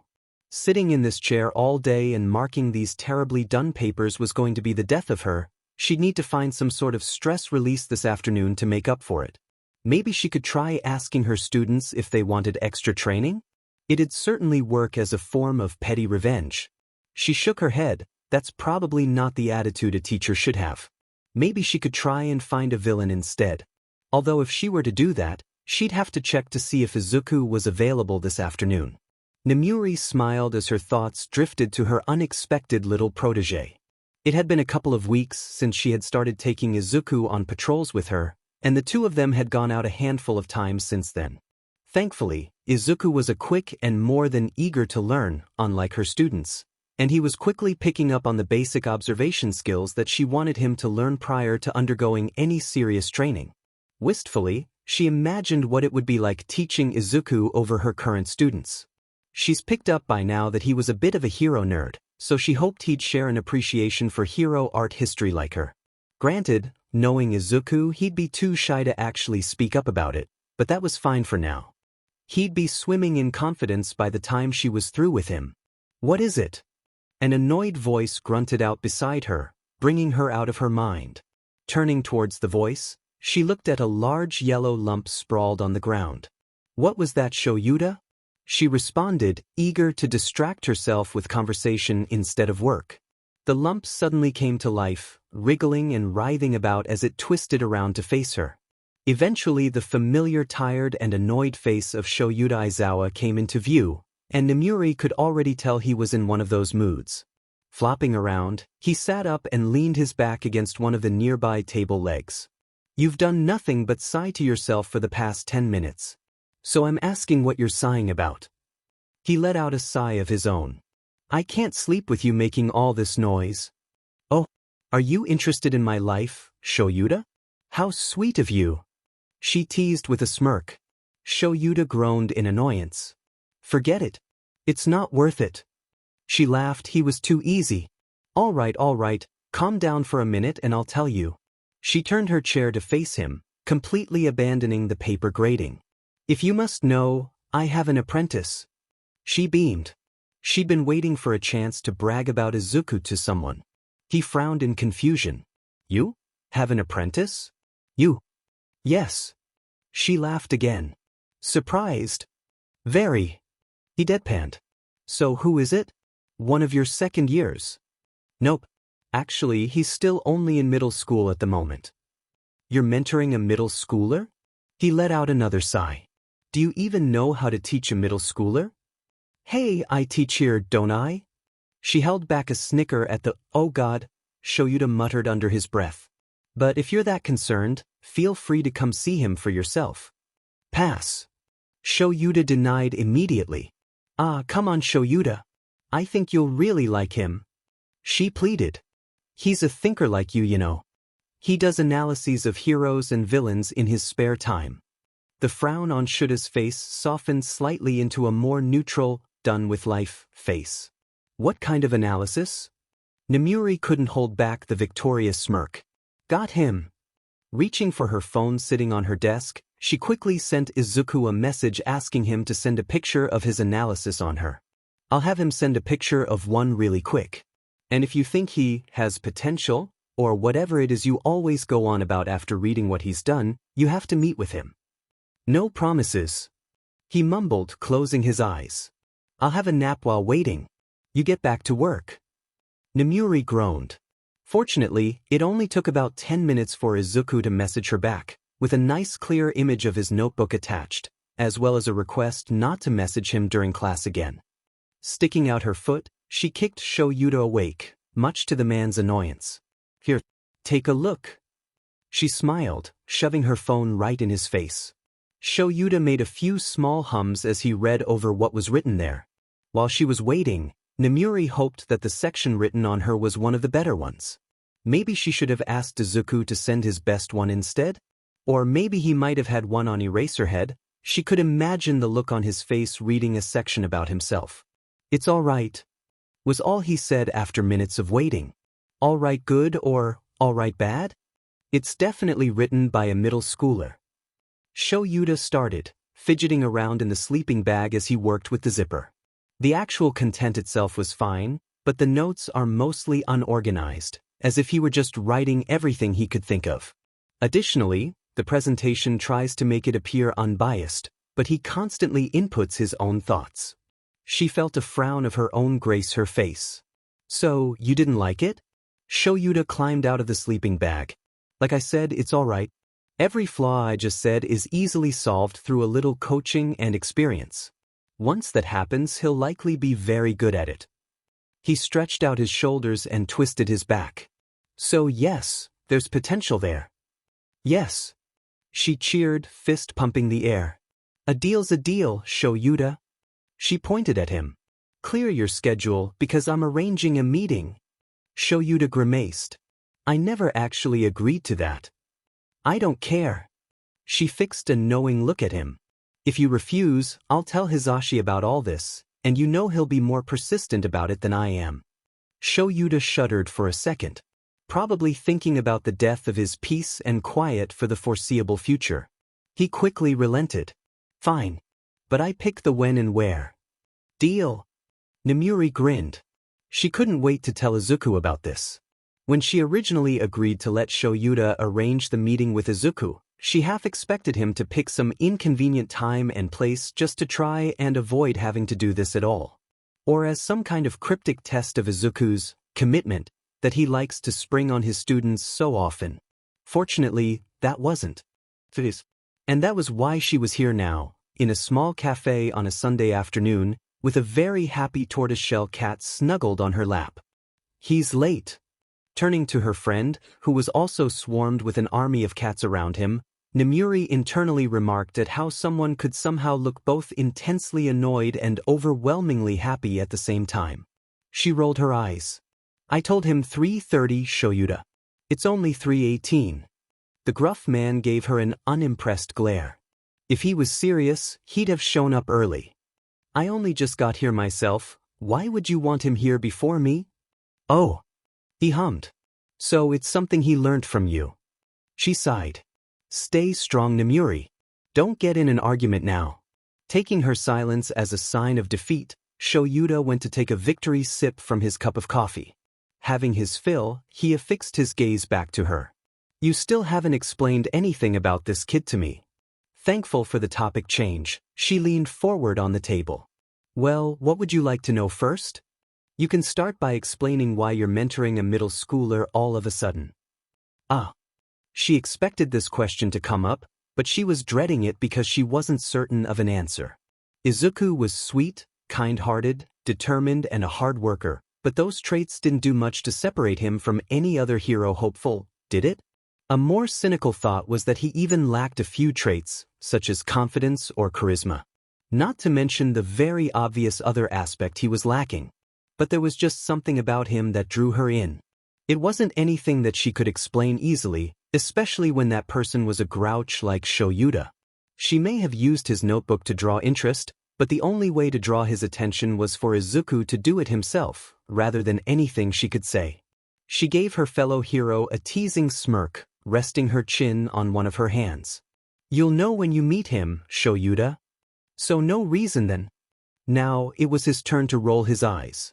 Then explain something else. What's his quirk? And now it was time for the other big question, though she was prepared for this one. He's quirkless. If she had thought Shoyuta was annoyed before, his face shifted to genuine anger, his eyes flashing red for a brief moment. One of the cats nestled near him scurried away, as if it could sense what was about to happen. "You've got to be kidding me," he growled. "You want me to help you train a quirkless middle schooler? This might be the dumbest thing you've done yet. You said yourself he had potential, Shoyuta. I'm not letting you back out because of some stupid bias." She countered, anger also starting to flare. "I said his analysis had potential, which it still does." His voice was low, as he tried to keep himself from yelling out in public. "But as a hero?" He shook his head. "Completely illogical." "And why not?" She felt her nails dig into her palms from clenched fists. "There are plenty of heroes that don't have amazing quirks." "No, but they still have quirks." More cats began to leave their table. "And those quirks give them utility that he won't have. And before you list me, I take steps to mitigate my drawbacks." "And he can't do the same?" "Then where do you start?" "I take measures to protect my eyes and to fight mutant quirks. You have methods to counter things that interfere with your quirk. What weakness of his do you mitigate when he doesn't have any strengths to build a foundation on?" His face grew more tired than irritated as he continued. "That's what we're going to figure out while we train him." She yelled. "Don't write him off before you even meet him." He shook his head again, more so out of disappointment. "There's a difference between encouragement and enablement, Nemuri. You're letting positive feelings for this kid push you towards illogical decisions. And I could say that you're letting a narrow-minded viewpoint bias yourself before even meeting him." She huffed, crossing her arms. "Whatever. Just wait till he gets here. And you better not harass him." Shoyuta only grunted again in response, opting instead to play with one of the cats lazing next to him. Neither hero willing to be the one that broke the silence that had gripped the table. Until, 10 minutes later, Izuku walked through the door. Internally, she cringed at his choice of outfit. While the pants, jacket, and bag slung over his shoulder were fine, a shirt that simply said, "T-shirt," on it was definitely not going to win any favors with her grumpy colleague. She'll have to work on his fashion sense.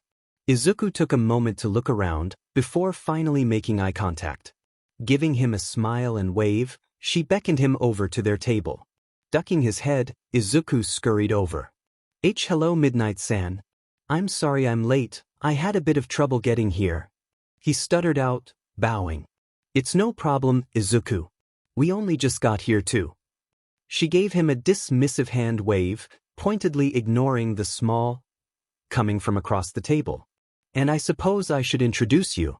Izuku, this is Shoyuta Aizawa, he's a fellow hero friend of mine." Izuku's eyes widened, as if he just remembered they weren't alone. "Ah." He bowed again. It's nice to meet you, sir." Shuta's face remained completely neutral as he waited for Izuku to dip his head back up to face him. Once he did, the man wordlessly nodded his head towards the empty chair. Getting the message, Izuku quickly scrambled into the seat. Once he settled in, Nemuri continued. "So, Izuku, I've been talking to Shoyuta about having him help you with your training." The kid froze in his seat. "What? No. There's no need to do that. I'm fine with everything you've been showing me, Midnight-san." "Nonsense." She laughed. "There's a lot of things you can learn from having a different teacher. Besides, if you only learn from me all the time, You really will end up becoming Midnight Mini. She teased with a wink, chuckling at the deep flush that rose on his face. Right, Shoyuta? As if he was waiting for a chance to speak, Shoyuta sat further upright, sharpening his gaze. Before I commit to anything, I want to ask you some questions first. Izuku gulped, before nodding. I'll get right to the point. You're quirkless. If Shoyuta noticed Izuku's posture tense, he didn't acknowledge it. So what I want to know is, what do you intend to do as a hero? Izuku looked pale at the sudden interrogation. I know it's a vague answer, but I've always wanted to be a hero to help people, to protect them and to dash. You're right. That it's too vague. Shoyuta shook his head. But it's also the wrong question. How do you intend to do those things? What if you encounter a powerful villain? What will you do in a disaster zone? You might be willing, but there's a difference between willpower and ability. To his credit, he didn't even flinch at the kick he received under the table. I'm more interested in what you think you can do to not be a liability.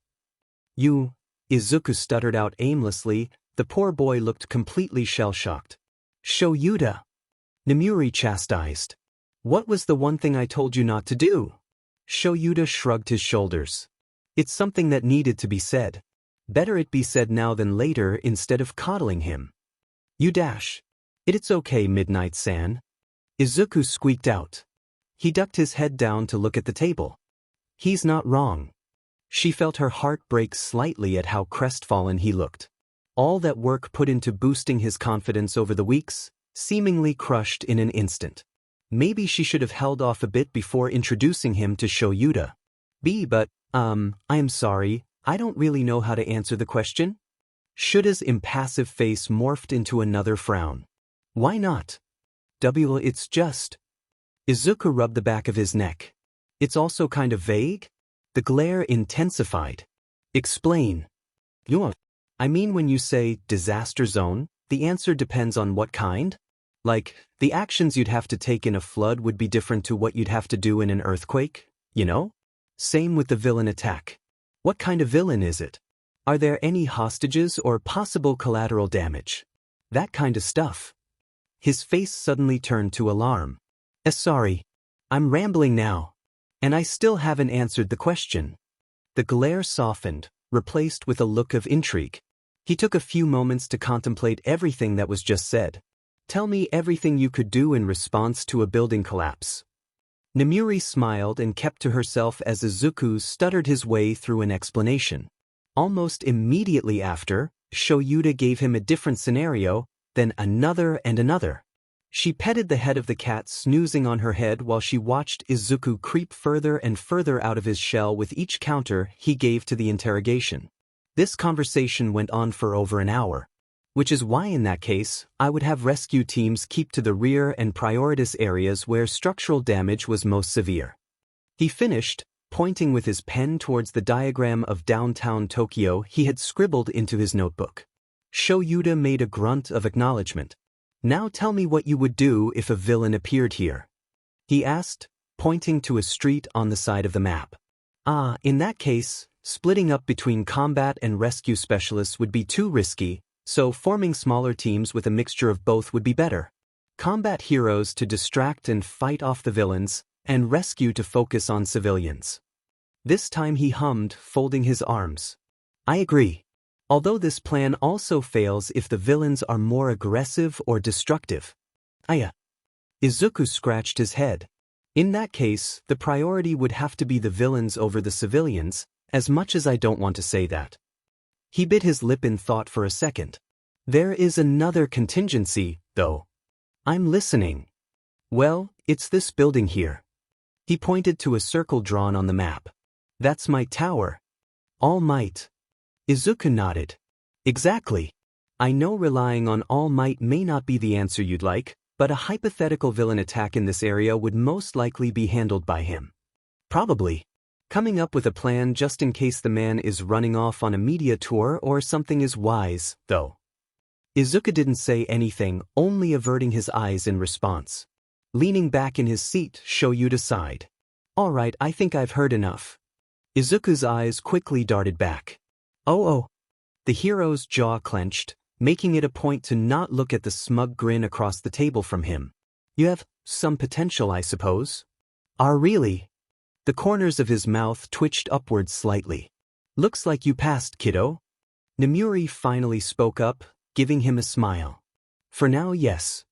Taking the pen laying on the table, he began to write in the notebook. Midnight's been taking you on patrols, but you haven't done any physical training. Expect a message from me telling you a time and place for combat training. See combat training? Already? But Midnight-sen said dash. I'm aware of what she said, but it's better to get started sooner rather than later. My quirk doesn't assist me with fighting either, so I'd be more suited to training you in that aspect. Izuku tilted his head in curiosity. It doesn't? No. My quirk only disables other quirks, so I have to rely on my own ability in a fight. Izuku jolted straight up, as if he was just struck by lightning. Your Eraserhead. Nemuri laughed at the look of mixed surprise and confusion that went across Shuta's face. I'm surprised it took you so long to realize, Izuku. Yep, grumpy old Shoyuta is the Erasure hero himself. He grunted. If I was easy to recognize, it would make my job more difficult. Whoa, Izuku whispered to himself, muttering something else under his breath. Are you really okay with teaching me, Eraserhead-sen? If I wasn't, I wouldn't be doing it. He waved off. And just, Aizawa, is fine. We're both doing this because we think you can do it, Izuku. Nemuri added, placing a reassuring hand on his shoulder. Though I'll warn you, Shuta's a lot meaner than I am. Oh, that's fine.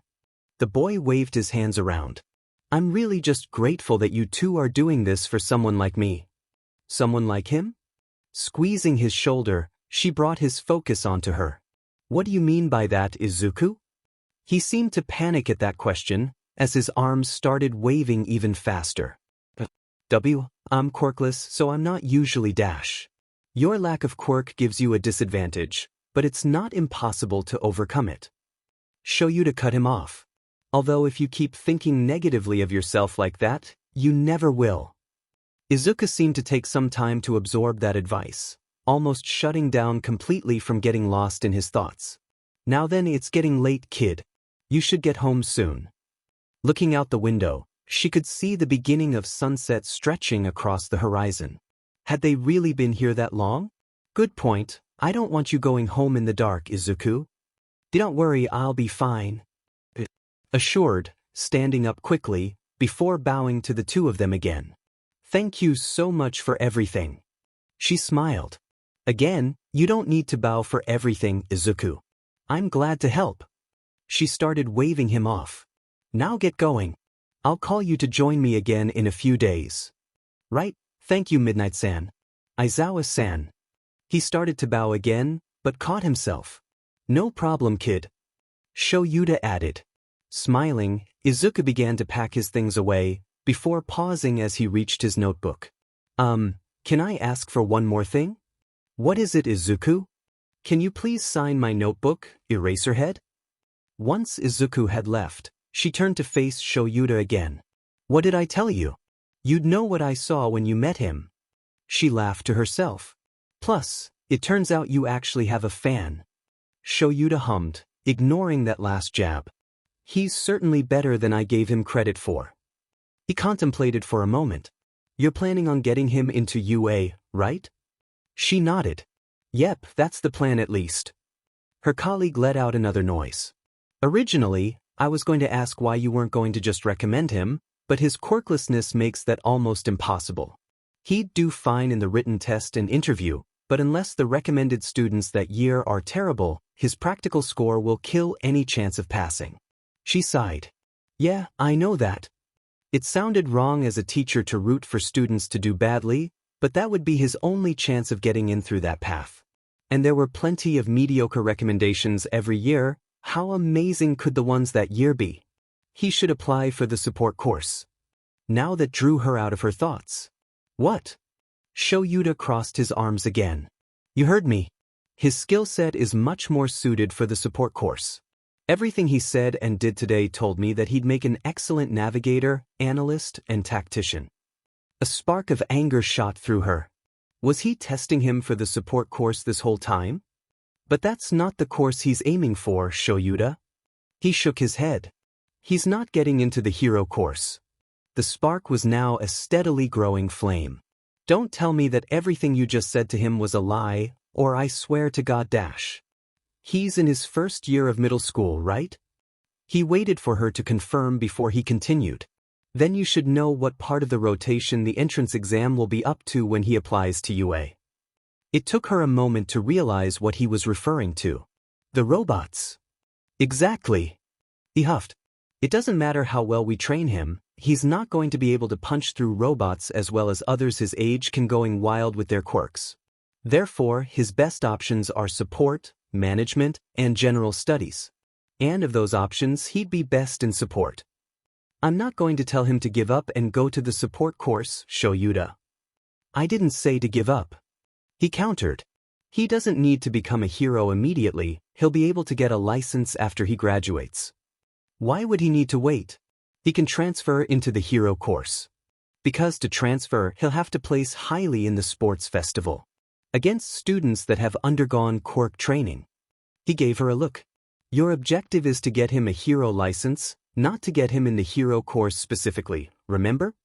While she couldn't deny everything he had said to be at the very least partially true, something about it didn't sit right with her.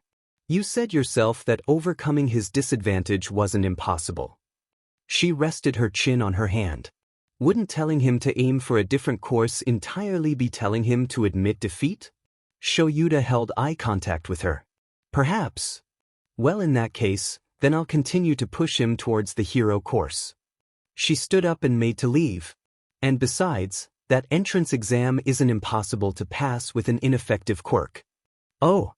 Yep. She grinned. After all, you might not have passed, but I did. He got home a little bit after it officially became nighttime, the streetlights turning on when he was a few blocks away.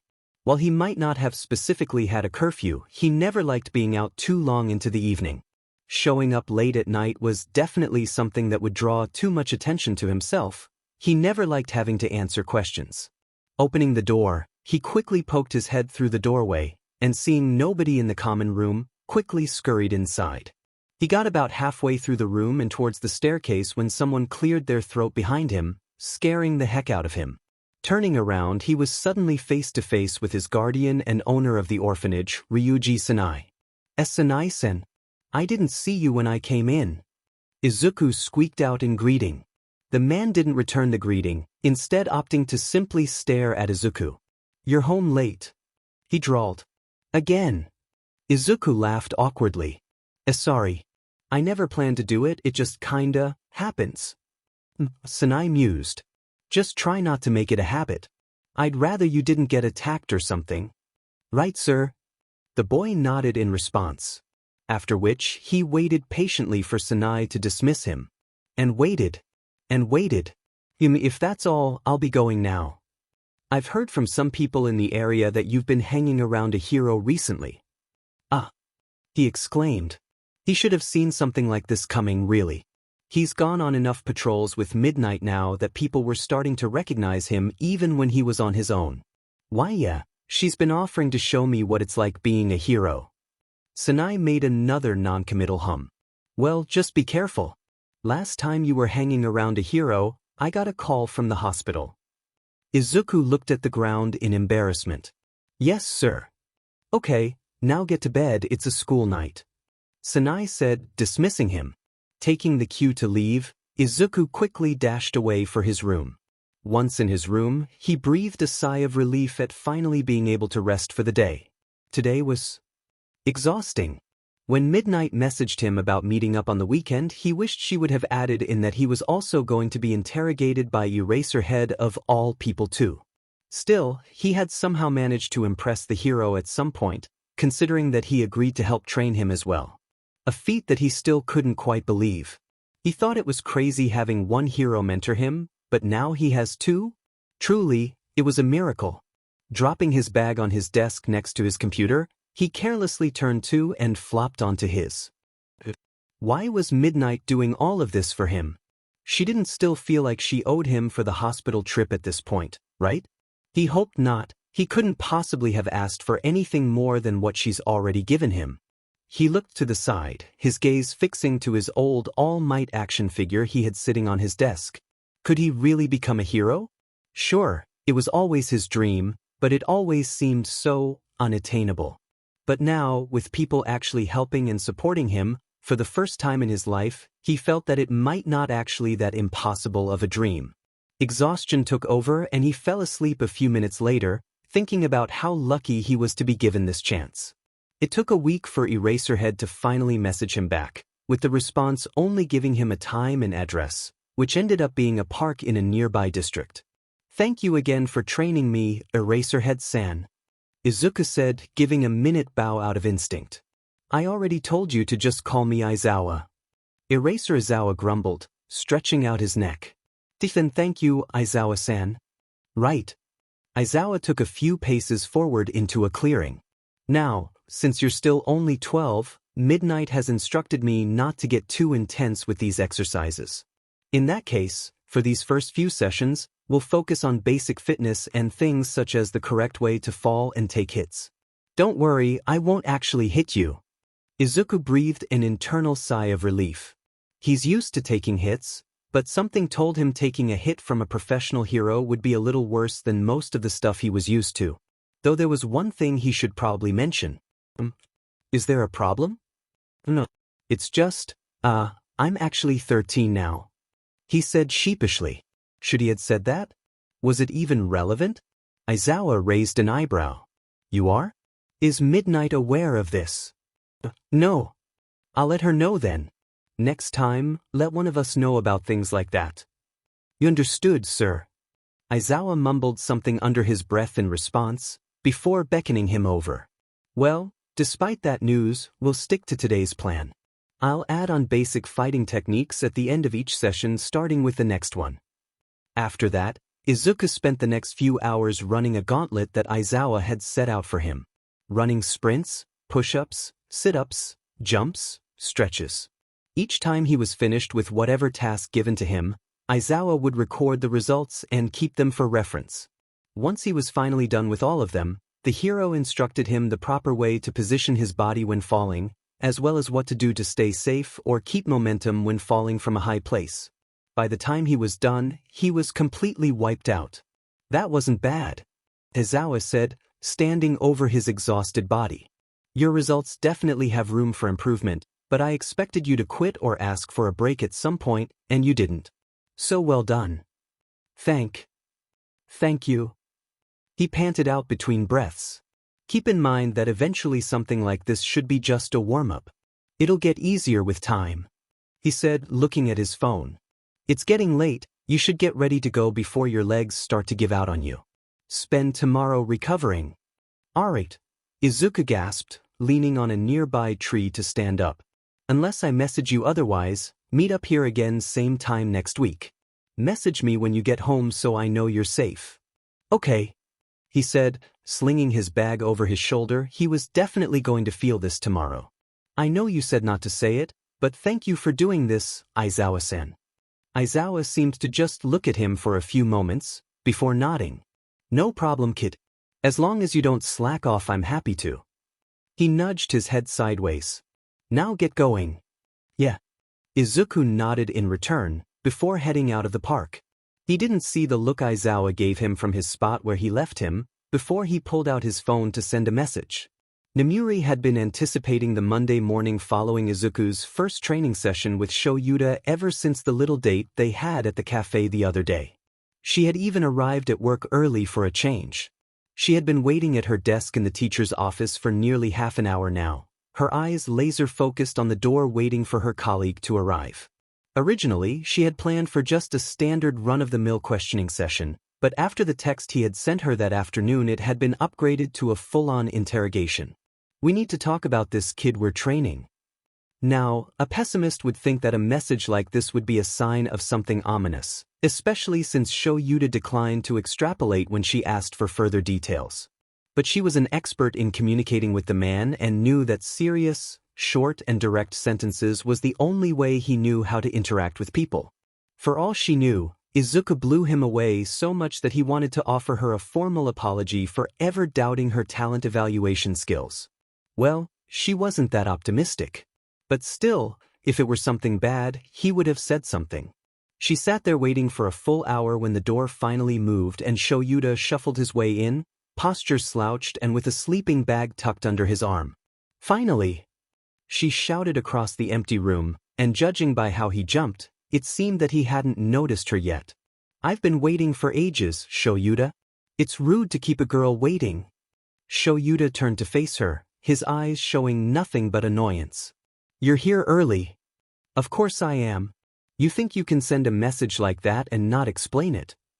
Shoyuta paused to take a deep breath, before marching over to his desk with a grumble.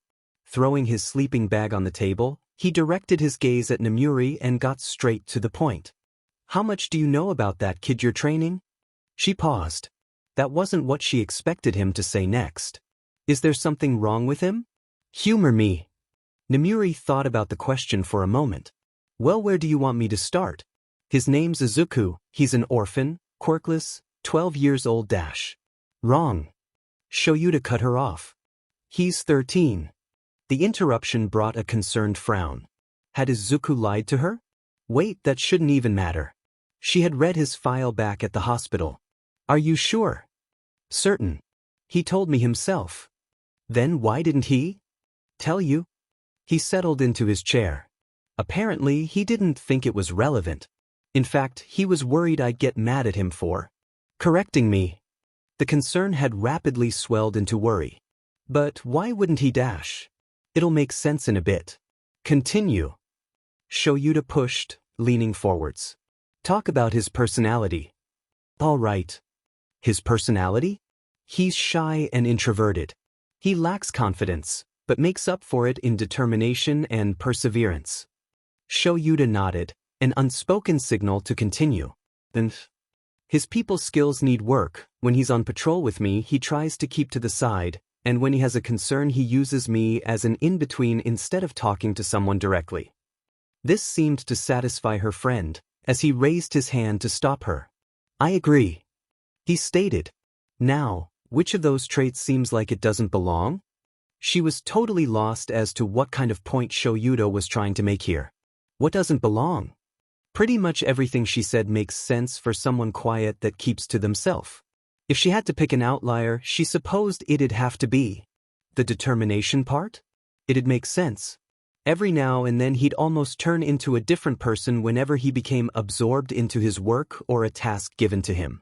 That's the one. Shoyuta rubbed the bridge of his nose. Which leads to the question of why that trait is there. I have a different question, actually. She sighed. Where are you going with this, Shoyuta?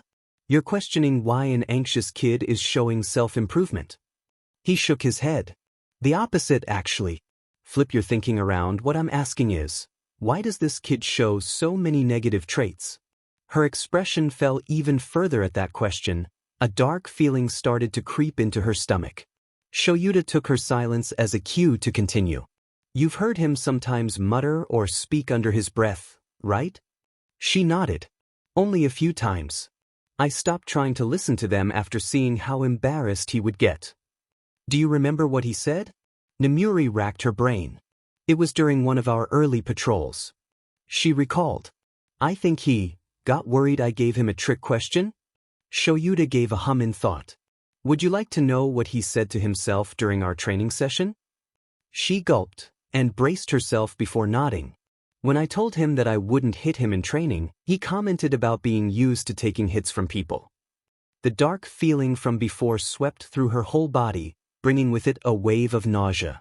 That wasn't the only thing he said. Shoyuta added. I mentioned this before, but he also nearly worked himself into a panic every time he thought he upset me. Namuri rubbed her temples in an attempt to stifle the upcoming migraine. Shoyuta. She groaned. Please don't tell me that Izuku is an abuse victim. She wasn't sure if it was a mercy that he took a few moments to respond. Obviously, I don't have any concrete evidence of such. She heard him let out an annoyed sigh. But I'm willing to assume that the majority of his negative traits are learned, not natural. Nemuri let out another pained noise. I can't believe I missed all of this. Was she really that oblivious? Or did she just ignore all of the red flags? Shoyuta noticed all these things from meeting him twice. In your defense, he's very good at hiding it. Shoyuta said in an ineffective attempt to reassure her. I didn't make the connection during our first meeting at the cafe until he slipped up at the end. After that it all made sense. Slip up? She wondered for a second what he could have meant when it struck her. There was one thing Izuku had said that concerned her, but the conversation had moved so quickly that she didn't dwell on it. I'm really just grateful that you two are doing this for someone like me. Thinking on it now, it's a textbook example of a comment a person with low self-worth would make. And thinking back even further to their original meeting at the hospital, he had tried so adamantly to put himself down in front of her. It wasn't until she asked him about becoming a hero that he had finally done anything near opening up to her. At the time she had thought he was some mixture of shy, embarrassed, or still partially in shock from the attack, but had he actually been expecting her to berate him instead? The hospital staff had certainly been open about their feelings on him after all. Oh God, she really hoped their conversation wasn't the first time he had ever had a positive interaction with someone else. Before we start ruing over what we missed, we should focus on what to do next. Shuda's voice again dragged her focus away from the negative thoughts. The heroine shook her head to regain control. You're right. Her voice wavered slightly. We should work on collecting evidence. And afterwards, she can start kicking herself. Exactly. Shoyuta hummed. You've known him the longest. Has he ever said anything about home or school? No, never. She brought a hand to her chin. In fact, thinking about it, I don't think he's ever mentioned anybody in his personal life. I did visit his school once, though. And? Another shake of her head. I didn't stay for long, but he was alone when I saw him. And he seemed flustered when I called out to him, but I assumed that was surprise. Shoyuta paused in thought. What about his home life? That, I don't know about. Her eyes widened, a sudden memory coming to her. Actually, later that day I walked him home, and he was adamant about refusing to let me visit his home. That seemed to draw his attention. Then we should investigate there first. There might be something he's been hiding from you there. You think he's being abused at home? The way quirkless people are treated, I'd be more surprised if he wasn't. Shoyuta sighed. I also suspect he's being bullied at school, but we should tackle this one at a time. Nemuri clenched her fists. We'll split this up. I'll take the orphanage, you start investigating the school. Shoyuta nodded in agreement, but the sinking feeling never left her for the rest of the day. She hoped that somehow, against all the odds, that they were wrong. She didn't expect Nedzu to be so accommodating when she had charged into his office demanding to have the next couple of days off for an investigation, but it seemed that word had already somehow reached the principal before she had arrived. She had barely finished explaining her intentions when he had cheerfully called out, approved, and wished her good luck. She preferred to think that Shoyuta had already given advanced notice, rather than thinking their conversations were being listened in on. And this is how. She ended up in casual clothes on a Tuesday morning, headed straight for the Muzutafu orphanage with so much purpose that she was scaring other pedestrians on the sidewalk. When doing preliminary research last night, she learned that she had actually met someone from the orphanage before. The owner, a man named Ryuji Sanai, was the person that collected Izuku from the hospital. She didn't talk much with the man as he seemed eager to leave, only sparing her a brief thanks for looking after Izuku before leaving. This presented a small problem, because if Shuda's guess was right and something was suspicious about the place, then arriving there as the hero midnight, they'd be able to link it back towards Izuku. Obviously, she didn't want that to happen, so she needed to go undercover for this one. Today, she wasn't the R-rated hero midnight, but Nemuri Kayama, curious single woman looking to adopt. It was times like this she was glad she kept her private persona mostly unknown, since it made it easier to go undercover.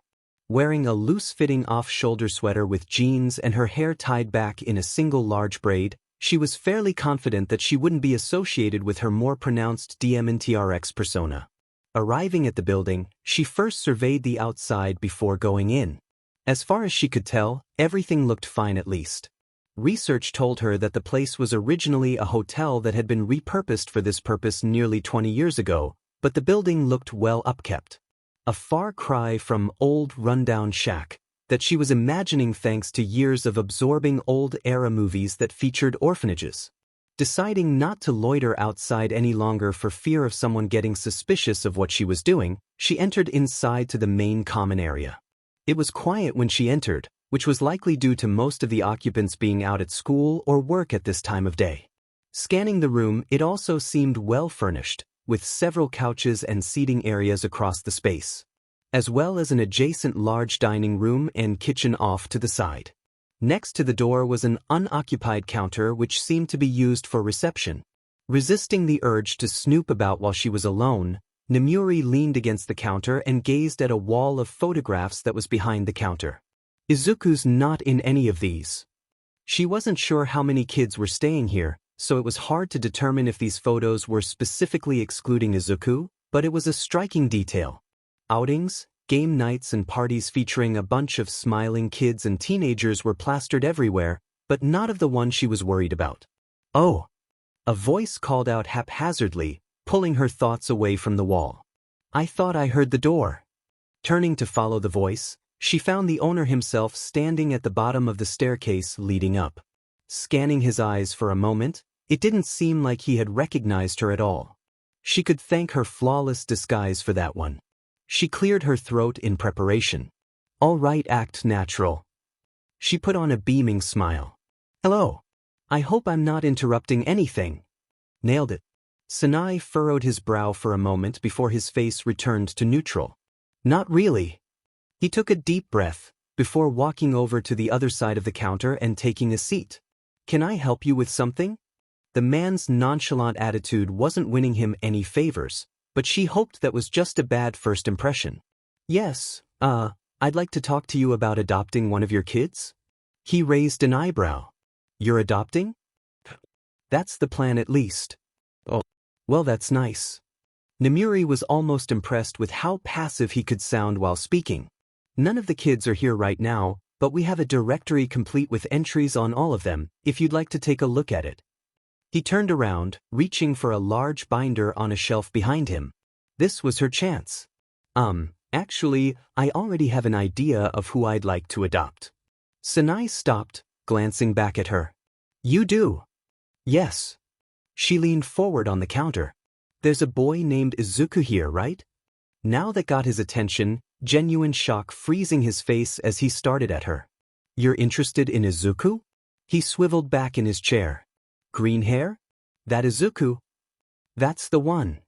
Her eyes focused on as much detail as possible, waiting to see what his response would be when talking about Izuku. Would it be anger? Annoyance like the people at the hospital? Something else? Sanai's entire body seemingly deflated as he let out a long sigh. "Thank you." That wasn't the reaction she expected. Was he trying to get rid of him? "I'm sorry. I was worried that he'd never get adopted." The man threw his head back in relief. "I'm glad that it finally happened." It was at this point that she had the feeling that Sanai wasn't the kind of person she thought he was. "What do you mean? Why wouldn't he be adopted?" Sanai dipped his head back down and gave her a searching glance. She wasn't sure if he found what he was looking for before he stood back up and shuffled towards the dining room. "Please follow me. I assume that if you're asking about Izuku, you know that he's quirkless?" Sanai asked as he slid a mug of what looks to be hot chocolate on the desk in front of her. "Of course." She picked up the mug, nursing it in her hands slightly. "Is there a problem with that?" "With me? With most people? Yeah, it's usually a deal breaker." He took a sip from his own drink, a long forked tongue darting out to lick his lips when he was done. "I suppose I should explain. Most kids that are here under my care are here for one of two reasons. The first is that something happened to their parents or guardians, which is the nice reason." Nemuri frowned. "That was the nice reason? And the other one?" Sanai leaned his elbows onto the table. "The other is that their families dumped them because of their quirks, or in Izuku's case, lack of quirk." A wave of disgust and anger overcame her. "They can do that?" The man shook his head. "Legally, but," he glanced to the side. I've seen enough cases to know what would happen if I refused to take those kids from them. Like what? He glared at her. In good cases, they get dumped on the street somewhere and end up here anyway. In bad cases, they sell them to someone willing to take them, no questions asked. Or worse. She placed her mug down on the table from fear of shattering it. Which one was Izuku? The second one. He rubbed his neck. But, think it was around 8 years ago? Some woman who was definitely his mother brought him to me. Practically begged me to take him from her. He looked down at the table. Kid couldn't have been much older than 4 at the time. That would have been right after learning he was quirkless, I bet. And you accepted? Definitely.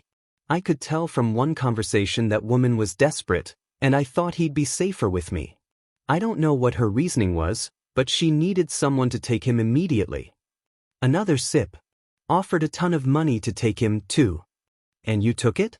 As a hero, she should probably keep track of what kind of deals were going on here. Like I said before, I knew what would happen if I denied her. I still have that money too. I use it to buy stuff for him when he asks me to. She hates that the sentimental part of her was willing to overlook all of this. And he's been here ever since? He hummed in confirmation. Poor kid was devastated for months when he realized what had happened to him. Eventually he got better, I suppose, but I've never seen him open up to anyone here. So he wasn't purposefully hiding things from me or Shoyuta, that's just how he is. Still, if I ever meet his mother, she better hope there's no witnesses around. And he's been here ever since that day? Sadly, the kids here that lose their parents have a chance of getting picked up depending on their quirk, but the other group? He shook his head. They have to get incredibly lucky for someone to look past their issue. For Izuku, a miracle would be an understatement. He's had 5 inquiries in the past, and all of them changed their minds after hearing he was quirkless. Nemuri felt her nails digging into her palms from how tight her fists were. What was wrong with these people? Did a quirk really matter that much? Could they really not look past and see what a sweet, bright and intelligent boy Izuku was? Though I guess that miracle actually happened, huh? Sanai said, a small smile on his tired face. You're adopting him, right? He tilted his head. You came here to ask about that, didn't you? Oh, she did say that, didn't she? Aye. Sanai raised an eyebrow. You are adopting him, yeah? Am I adopting him? Her mind was completely panicking now, and if she had the benefit of clarity she would have commented that maybe her planned cover story had a few flaws. She couldn't possibly adopt him. She didn't know the first thing about being a parent. Though there was a second voice in her head, a voice that was slowly growing louder telling her that maybe she should. Maybe this was secretly Sanai's plan, to give her the full story so she would feel too guilty to possibly say no. If so, it certainly worked. She wished the absolute best for Izuku, but would him living with her really be what was best for him? She tried her best to think this through. First of all, the fact she was even considering this was the peak of her own impulsive thoughts. If Shoyuta was here, he'd berate her for being completely irrational. Second, she'd never been a parent and never really planned on it either. Would she even be able to handle it? Sure, she taught high school students, but there's a difference between teaching one and raising one. Third, there's a chance Izuku wouldn't even want this, regardless of what she decided. On the flip side, the thought of raising and help Izuku grow up herself was very tempting to her. Is this what they call maternal instinct? And the extended time spent together would help him with both his hero training and regaining self-confidence. Not only that, but she could be sure that by taking him under her wing she could get him out from whatever abusive situation he was in. And finally, after hearing everything that he's been though, both from Sanai and from what she and Shoyuta had assumed, the boy deserved to be loved. Which she guessed lead to the next question. Does she love Izuku? She thought back to that moment in the hospital room when she told him being quirkless didn't matter. To those days spent on patrol with him, watching him grow more comfortable around her.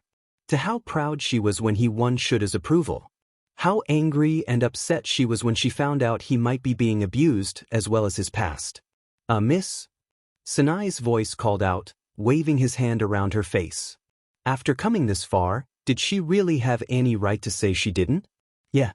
She smiled. I'll still be adopting him. Shoyuta could chastise her for this later as much as he wanted to. She didn't care. Izuku let out a yawn as he rounded the corner back home. He really needed to stop pulling so many all-nighters and take a nap, but he couldn't help it. If he was going to keep proving himself to Midnight and Eraserhead, then he couldn't afford to let himself relax. Eraserhead himself had even said that he'd drop him if he slacked off. If he wasted time, he'd fall behind and his hero dream would be over. Midnight hadn't called on him today, so he was back home earlier than usual. He could thank Kaken for that at least. Ever since their conversation a few weeks ago, he hadn't been harassed by anyone at school anymore. In fact, it was pretty much the opposite of what he was used to. Instead of needing to avoid people all day from fear of getting attacked, everyone had started essentially ghosting him. Even the teachers had stopped acknowledging him in class. He couldn't deny, it was strange at first going from school punching bag to completely invisible, but he preferred it this way. It was better than being hit after all, and nobody really said anything nice to him anyway. Creaking open the door, he peeked his head in to glance around the common area. Off to the side by one of the couches, he could see Sanae-san hunched over a table with a stack of paperwork, sitting beside a woman that he hadn't seen around before. At least he thought that. He could only see the back of her head. Her hair seemed familiar. Sanae glanced to the door, and did a double take when they made eye contact. "Ah, Izuku. Good timing." He waved him over. "Come here for a second." Something in his gut told him to be wary of what was about to happen. Still, he listened and shuffled across the room.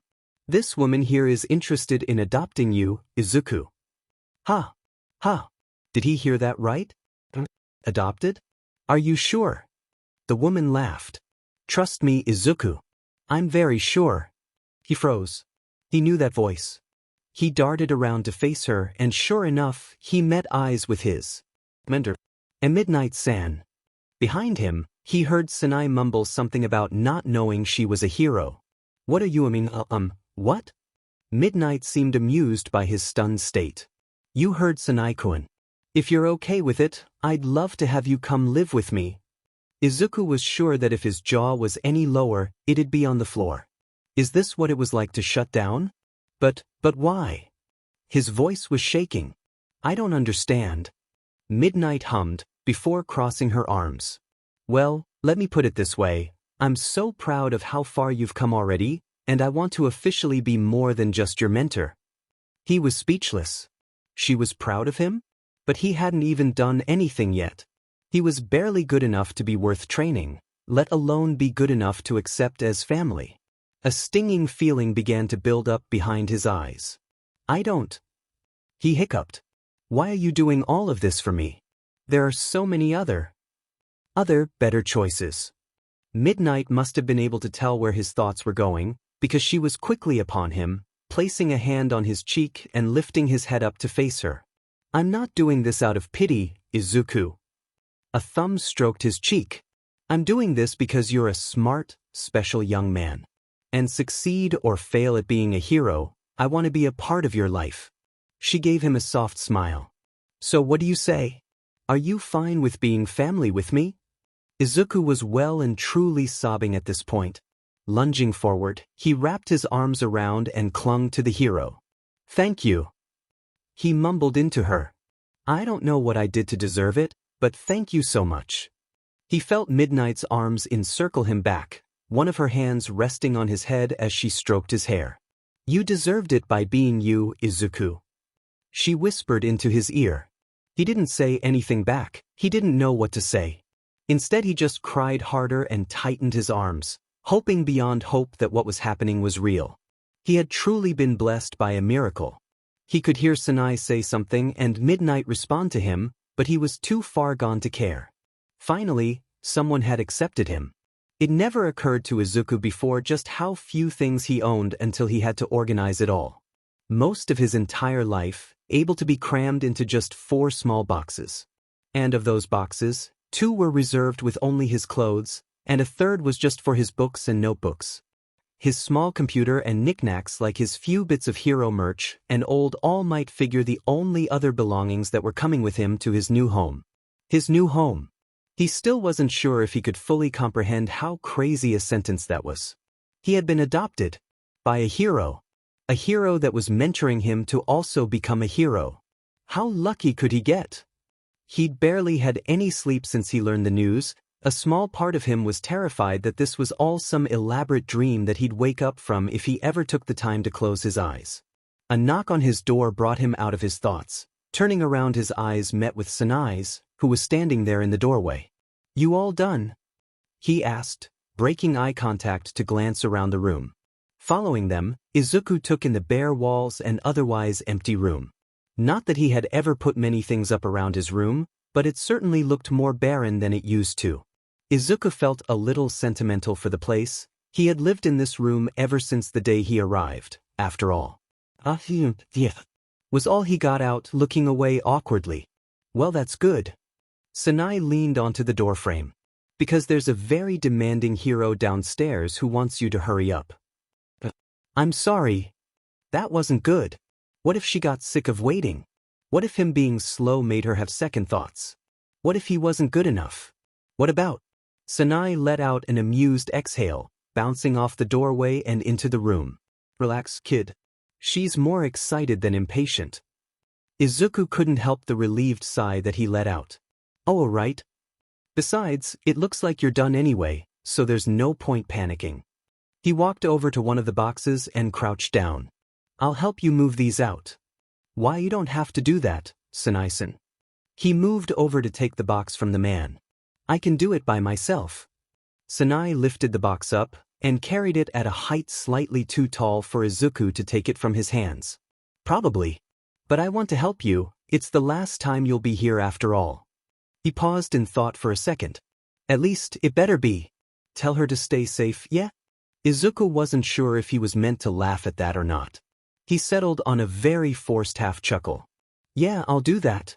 Sanai seemed to inspect him for a moment, before letting out a chuckle of his own. "I'm joking." Izuku laughed awkwardly again, before shuffling over to pick up a different box. Behind him, he heard a sigh, before Sanai spoke again. "I'm proud of you." Izuku whipped his head around, staring wide-eyed. Did Sanai-san really just say that?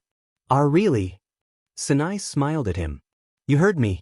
I'm glad you found someone that can appreciate you." Oh. His face started feeling hot. What was with all the compliments everyone had been giving him lately? The older man nodded, giving an appreciative hum. "She's good for you too." He tilted his head back. "You may not have noticed it, but you've been happier ever since that trip to the hospital. At first I thought it was just because you got to talk to a hero one-on-one, but after I heard about you hanging around her I knew better." Izuku paused. Was that true? He never really felt like he was acting that differently in his day-to-day life, but he supposed it would make sense considering how large of an increase there had been of positive memories made in the months since he had first met Midnight in that hospital room. He was jarred out of his head again when Sanai nudged his shoulder with his elbow on the way out the door. "Let's go." "Why, yeah." He took a second to work up his courage. He hesitated.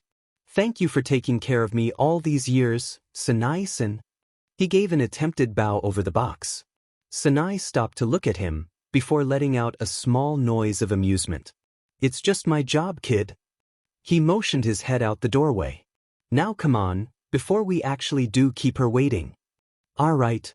Readjusting his grip on the box, he trudged after his now former guardian. "All right, here we are. 8th floor." Midnight cheered, stopping at a door by the end of the hallway. She twirled around to face Izuku with it. Beaming grin. "End of the hall, so it's easy to remember too." "See, cool." Izuku struggled out, barely peeking his head above the pile of boxes he was carrying. He had never been so thankful for an elevator before. He heard Midnight shuffle around for a moment before the sound of keys fiddling with a lock replaced it. "Now, one more thing before we go in there." Midnight's voice suddenly turning serious. "I haven't told my roommate about you moving in, so be on your best behavior tonight." And cruelly, before Izuku had a chance to properly absorb the new information, she opened the door and ushered him inside. Izuku was panicking. Midnight had a roommate? Was it someone he knew? Was it another hero? It couldn't have been Eraserhead, or she would have said so. Looking around the apartment, he didn't see anyone in the immediate area. Izuku didn't know much about interior design, but the best way he could describe the apartment was modern. The living room, dining room, and kitchen were all part of one large area, with an island sectioning off the kitchen from the rest. The furniture all looked fairly unused, but that was understandable considering that there probably wasn't much downtime in the life of a hero. On the walls were several framed pictures, but he couldn't make out the contents from his spot in the entrance. As Midnight closed the door behind her, a soft meow echoed from a hallway down past the living room. Quickly, a small cat trotted through the doorway and leapt up to the dining table. "There you are," Midnight cooed, stepping across to give the cat a few pets on the head. "I bet you're hungry about now, huh?" The cat leaned its head into her hand, seemingly in bliss from the attention. Izuku felt nothing but confusion. Midnight laughed. "Izuku, this is Sushi, the roommate I told you about." She picked Sushi up, before walking back over to Izuku. "Sushi, this is Izuku. He's gonna be living with us from now on, so be nice." Tentatively, Izuku struggled to shift the boxes to one arm, and raised his other hand up and offered it to the cat. "Nice to meet you?"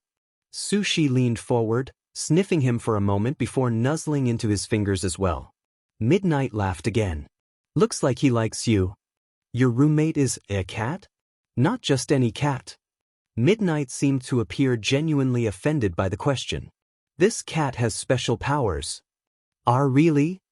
Now that was news. He had read articles and reports about animals with quirks, and once he got over the initial jealousy of even animals having quirks over him, he realized how cool that was. Although, he never had the chance to see one before now. "Yep." Midnight beamed at him. "If you take a photo of this little guy, you can get Shoyuta to do whatever you want." She finished her explanation by cuddling the little fluff ball. "So it wasn't a quirk then. Good to know. Oh, trust me, you'll want to have a collection of your own if you want to save yourself a lot of lectures in the future." She placed Sushi down on the ground, the cat skipping off towards the kitchen. "He's probably hungry, so feel free to go drop your boxes in your room while I'm feeding him." Midnight pointed towards the door on the other side of the room. "Head into the hallway and turn right, it's the only door on that side." Okay." With a small hup, Izuku hefted the boxes towards his new bedroom. "When you get back, I'll give you a proper tour and order some food. I don't know about you, but I can't be bothered cooking tonight." The hero called after him. His room was definitely a lot nicer than his old one. Considering he had only been officially adopted a couple of days ago, it was already set up in the same layout as his room at the orphanage, just with newer furniture. The bed was a lot softer, and his window had a nice view of the downtown Mizudafu area. He even had his own bathroom.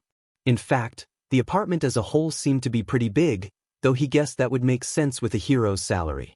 It was probably bigger than his early childhood home, but he doesn't have many memories of that place anymore to know for sure. He figured he could unpack some other time and just dump the boxes in the center of his room before doing some exploring.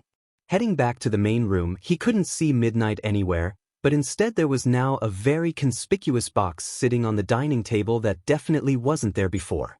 Checking if the coast was clear, he creeped over to the box and saw the attached tag that was labeled Izuku.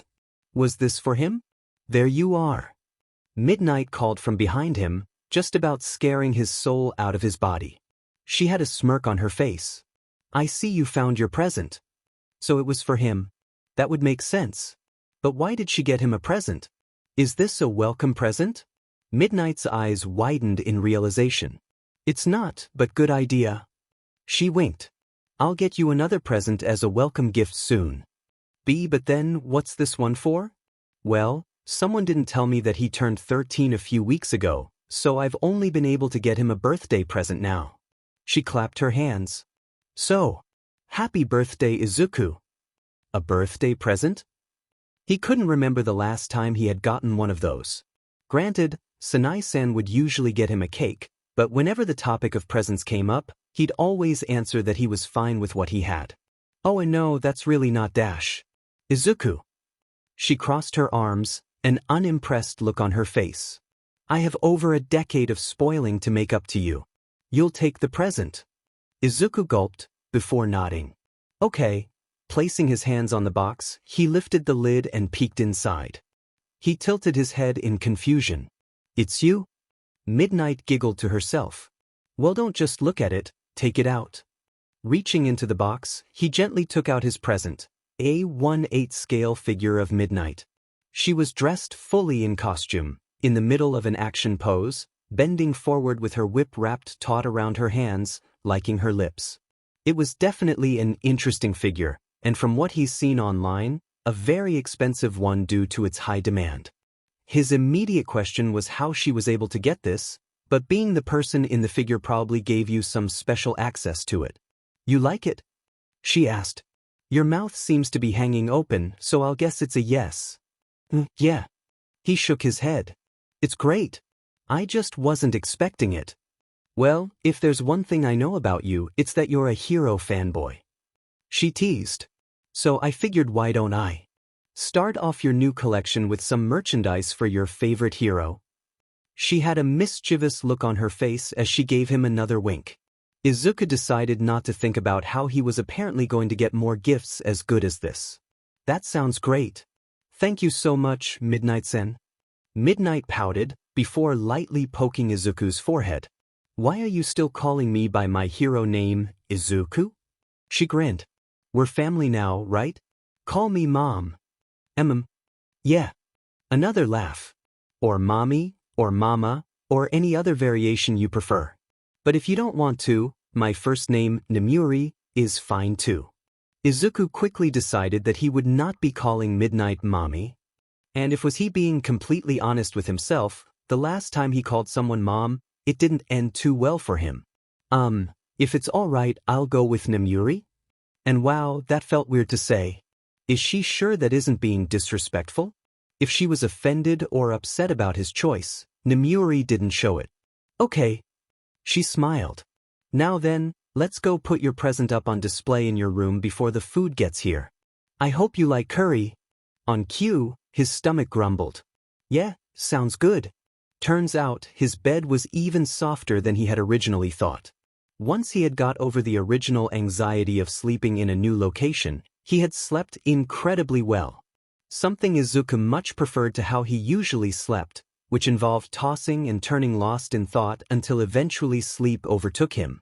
He was up fairly early, but he decided it was better to be safe than sorry, considering he didn't know how far the trip to school was going to take him today. Speaking of school, he hoped the teachers didn't give him any grief for being away for nearly a whole week, but with all the chaos from being adopted and moving, he hadn't had the time to properly attend school. Sneaking into the kitchen, it didn't look like Minamuri was awake yet, so he tried to keep quiet as he searched for something to eat. Finding a box of cereal in one of the cupboards, he made himself a bowl and settled into a chair by the dining table. He spared a moment to pet sushi before starting to eat. He was about 3/4 through eating when Nemuri finally emerged into the room, in a loose t-shirt and shorts. She looked half asleep as she stumbled towards the kitchen. You're up early. She yawned, leaning on the island. Izuku swallowed the mouthful of food. Yeah, I usually get up early. He put the spoon down. And I, didn't know what time I'd need to get up for school, so... School? She frowned, before pinching the bridge of her nose. Oh right, I didn't tell you about that. The topic seemed to wake her up a bit as she fixed a glare at him. You'll be transferring schools, Izuku. Izuku's eyes widened in a mix of confusion and surprise. I am? But why?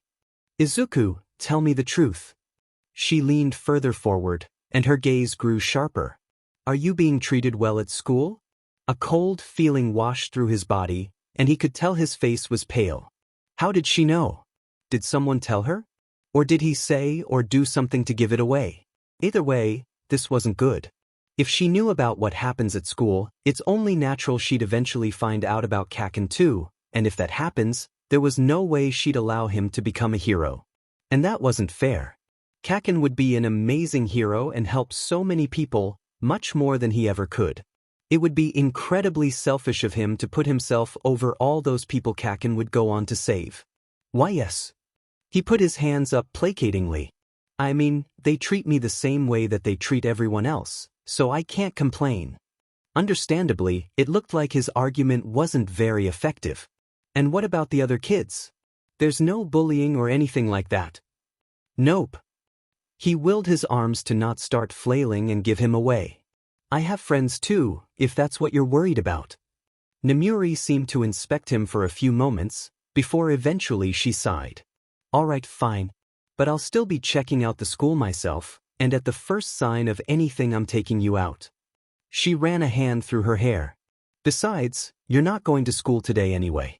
I still need to redo all your paperwork to let them know you're my son now. Oh. Well, he just wasted his morning, didn't he? Then what should I do today? You are not going to be doing anything today. You're going to stay at home and relax, like a true Kiyama would.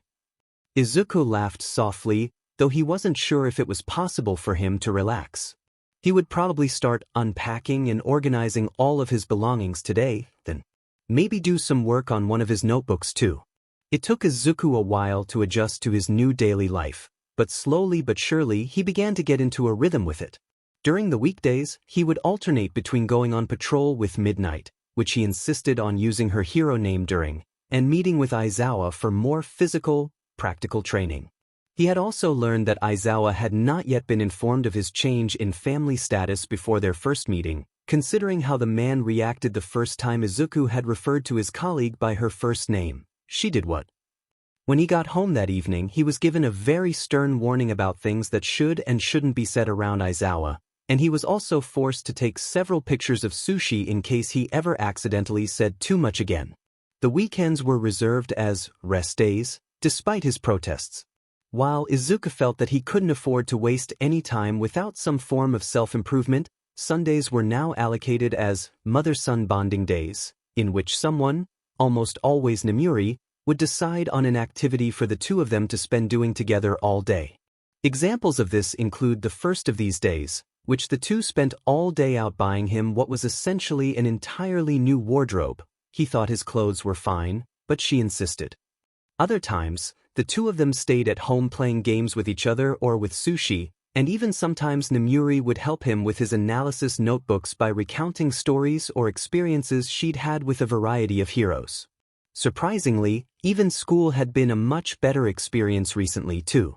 While Kaken persisted, the rest of his classmates had eased up on the ignore Deku mandate and had mostly returned to normal. Only this time, there was almost no threat of a direct beating this time, only a few snide or rude remarks every now and then.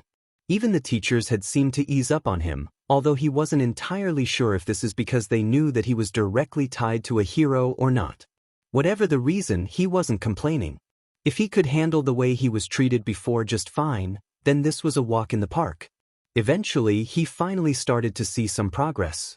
Through his training with Aizawa, he could feel his stamina improving, and he had even managed to pick up some basic throws, grapples, and strikes from his coaching. On the flip side, he had hung around Midnight so much that he was starting to be easily recognized whenever he was out by himself. He had even seen a few articles and posts about him in the hero forums he visited occasionally, which was especially embarrassing. Luckily, most people online seemed to just write him off as a very dedicated Midnight fanboy, which wasn't technically wrong, he supposed. He kept up with this routine for the rest of the school year, until eventually he was on break until he officially began second year of middle school. And for the first time in months, he officially had too much free time for his liking. While the last break from school he was able to focus on celebrating his first Christmas with his new family, this time there wasn't anything clear to do. And with a new school year starting, both of his mentors were occupied at the moment preparing for their new sets of students. Eventually, he had somehow convinced Nemuri that it was safe for him to go out exercising on his own unsupervised, and with nothing else to go on, Izuku picked up running in an attempt to raise his stamina even more. He'd have to do it all the time when he became a hero after all. But while he was doing well in that aspect of his training, he still felt that he was lacking in the strength aspect. Aizawa had been training him in hand-to-hand fighting after all. It'd be pretty useless if he was too weak to actually utilize it. A week later, when he was jogging down the coastline, Izuku found his solution. So, let me get this straight. Nemuri took a deep, exasperated breath. You want to start lifting weights. Only instead of asking to buy some or for a gym membership or something like that, you're going to go digging through a garbage dump. Yes. Izuku nodded with excitement. I had a quick look through it when I was there, and there was a bunch of heavy furniture and machinery. It'll be good practice. For some reason, this answer didn't seem to impress her. But why a garbage dump? You couldn't, get a job that does the same thing. He raised a finger. First of all, I'm 13, so I don't think many places would be hiring. A second finger. And second, I've been watching a bunch of old All Might interviews in my spare time lately, and in one of those he was talking about doing good deeds to help the community, and I've been trying to figure out a way I could do that, and when I saw the beach I was like, hey, maybe I could clean the beach up for strength training. And then I saw that there was a nearby pickup site I could ask to haul away what I move, which would mean that I wasn't just moving it from one spot to another, and then I could dash. Okay. She yelled, spooking Sushi, who was sleeping on the couch. Okay. Izuku's eyes lit up. Really? I can do it. I can't say I want you to do it that much, but if you want to and have a plan, you can try it out. Dash. But. She raised her hand to stop him from celebrating. I have my own conditions. First off, you wear protective gear when you do it. I don't want to have to take you to the doctor because you sliced your hand on rusted metal. Second, you keep contact with me or show Yuta regularly. I can't imagine anyone else would be hanging around if you hurt yourself. And third. Her face twisted into a grimace.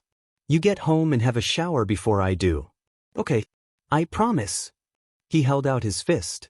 She looked at it and sighed for a moment, before bumping it with her own. And please wear your old clothes when you go there. As it turned out, the worst part about cleaning up the beach was the beginning. There was so much trash he didn't know where to start. Eventually he decided to clear out the area closest to the stairs, which didn't have much in terms of weight, but if he was going to move all the heavy stuff later, he'd need 8 to clear out a pathway first. On his first visit, Izuku had only ended up planning out what he was going to do, but on his next visit he came armed with a stack of trash bags to gather up all the clutter in the immediate area. It had taken him about a week to make a visible clearing of sand large enough for him to feel confident working his way up to something larger. It was midway during the second week when things got interesting. "Whatcha doing?" A voice spoke up suddenly from behind him, scaring him half to death and causing him to drop the microwave he was holding into a metal sheet with a loud clang. Whipping his head around, he saw a girl about his age watching him, sitting on top of a nearby fridge and looking like she was desperately keeping herself from bursting into laughter. He certainly didn't recognize her. She had long, straight black hair and was wearing a navy blue school uniform. Upon making eye contact, her red eyes narrowed in amusement as she started swinging her legs. "Who are you?" he asked, after several moments of silence. Immediately, her face turned into a fairly cute pout. "I asked you a question first. It's rude to ignore people, you know." "Alright. Sorry." Why was he apologizing? "I'm, cleaning the beach?" "I know that's silly." She giggled. "But why are you cleaning it?" Izuku cursed himself for still somehow being unable to talk to someone his own age. He turned away, slightly embarrassed. "Training." "Oh." For some reason, she seemed genuinely interested. "Whatcha training for?" "To be a hero." He muttered. The girl gasped loudly. "Really? That's so cool." Looking back to her, she had a wide grin on her face as she beamed at him with what could only be described as pure joy. At first he was confused at her reaction, but then he remembered that she wouldn't know who or what he was either. "Why you think so?" He scratched his head. He was definitely blushing now. "Totally." Her eyes widened as if she just received a revelation. "So, cleaning up this place is some kind of super secret hero training?" "Yeah. That's even cooler." She was denting the fridge door from how hard she was kicking it. "Can I watch?" Izuku was officially confused at this point. Was watching him clean a beach that exciting? And shouldn't the offer to be, "Can I help?" instead of, "Can I watch?" Either way, he tentatively agreed, and the girl cried out a huge cheer, pumping her fists. Thanks, hero boy. Hero boy. My name is Kayama. Kayama Izuku. Izuku, and then. She almost leapt from her spot on the fridge. She was bouncing around so much. No, wait. Zukuen. She laughed. Thanks, Zukuen. Zukuen? If he wasn't before, he was definitely flustered now. Is this how people his age normally talk to one another? The girl laughed even louder. Wow, Zukuen. Your face looks like a tomato when you get all red-faced like that. She leaned back in thought. Or maybe a strawberry? Oh, right. She clapped her hands together and gave another beaming smile. You can call me Rin-chan, Zukuen. Listen, Rin-san-dash. Rin-chan. All right, Rin-chan. He tried to take a calming breath, but he could tell it didn't work. Why do you want to watch me do this all day? He gestured to the mountains of trash around them. Rin-chan, to her credit, seemed completely unfazed by the question. Because heroes are cool, right?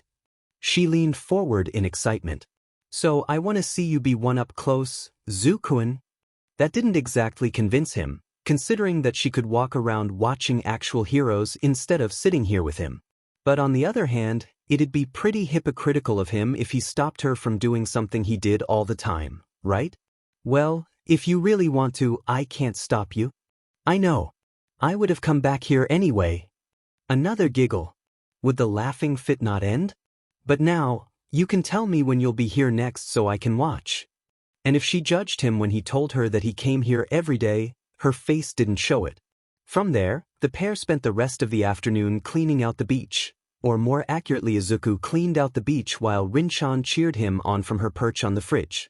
As funny as it was to say, the encouragement actually felt like it helped him to work a little harder.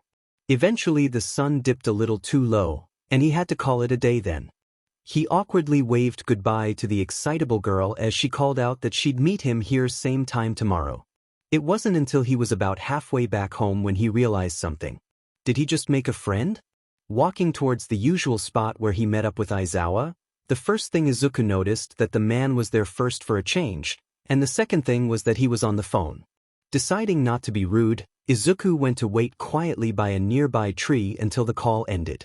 Aizawa, who didn't look very happy to be on the phone, gave him a small nod of acknowledgement as a greeting.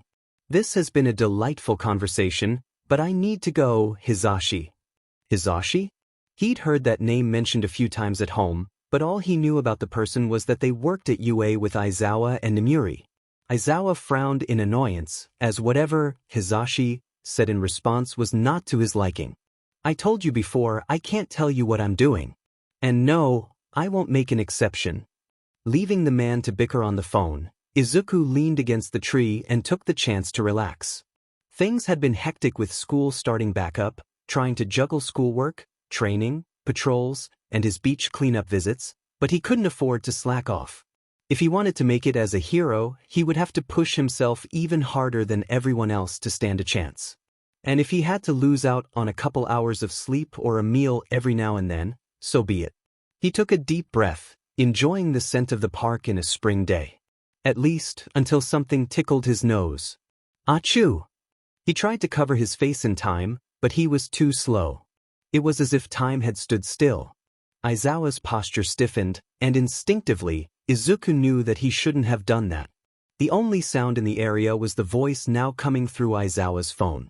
Aizawa closed his eyes and huffed. Yes, there is someone else here with me. He groaned in annoyance. No, it's not Emi. He paused for a response. You really want to know? Another pause, followed by a sigh. All right, fine. He turned to look at Izuku. I've been training a kid for UA. What? Immediately, Aizawa pulled his phone away from his head in an effort to save his eardrums. Izuku looked on in concern, wondering who could possibly be yelling that loudly. Shuu. Are you hiding a secret, kid? Now that he got a second chance to listen, the voice sounded much more familiar, especially from hearing it through a speaker. Is that present Mike? Aizawa's frown deepened as he turned to look at his phone in exasperation. Would you cut that out? I wasn't hiding anything. Yes, you did. I can't believe you. Was he crying? Wait until Nem hears about this. But Izuku had a fairly good guess who Nem was referring to. He quickly darted his eyes to meet Aizawa's. Was he going to tell him? With seemingly little emotion or hesitance, Aizawa answered. She already knows. She was the one that asked me to help train him. A horrified gasp rang through the phone speaker. You both started raising a kid without me? Shoulda how could yo-click. Slipping his phone back into his pocket, Aizawa shifted his focus to Izuku. With that interruption out of the way, let's get started. He grumbled. Izuku, on the other hand, was still reeling from what he just witnessed. Was it okay to just hang up on him like that? Aizawa remained impassive. He'll get over it. Besides, he knows why I didn't tell him. Izuku didn't realize that his existence was apparently being kept a secret before now. That was Present Mike, right? I've seen pictures of him around at home. Why wouldn't you tell him? The older man's posture slackened as he went to lean on a nearby tree. Present Mike is a teacher at UA, just like your mother and I are. If that was meant to clear things up, Izuku wasn't following. And the UA entrance exam is proctored by the staff, aka us. He lectured. If we introduced you to everyone that worked at the school, it'd be impossible to remain unbiased. Oh, that would make sense. So, does that mean you're not grading it either? He nodded. Right. While I can assure you I'd be unbiased, it's better to remove all doubt. Your mother and I will only watch the exam. Another annoyed sigh. I would assume Mike will be the same, now that he knows of you. Grumbled something about being a blabbermouth under his breath, but Izuku couldn't quite make it out. Now then. Aizawa raised his voice again, catching Izuku's focus. For training today, I wanted to talk about fighting with a weapon. Weapon training? He echoed. Now this was something interesting. He still wasn't very confident with his hand-to-hand combat abilities, but he was always excited to try something new. Correct. There will always be opponents that you can't hurt, touch directly, or reach with just your hands. For that, you'll need to have some proficiency with a weapon. Aizawa gestured to the cloth around his neck. I use this custom-made capture scarf primarily, though I also have a small knife for emergencies. He motioned to his waist. We'll need to decide what weapons you'll use and start practicing with them. Weapons? As in more than one. You heard me. Typically, it would just be the one weapon to cover a quirk weakness. But in your case, you'll need something to cover both short and long-ranged opponents. Of course.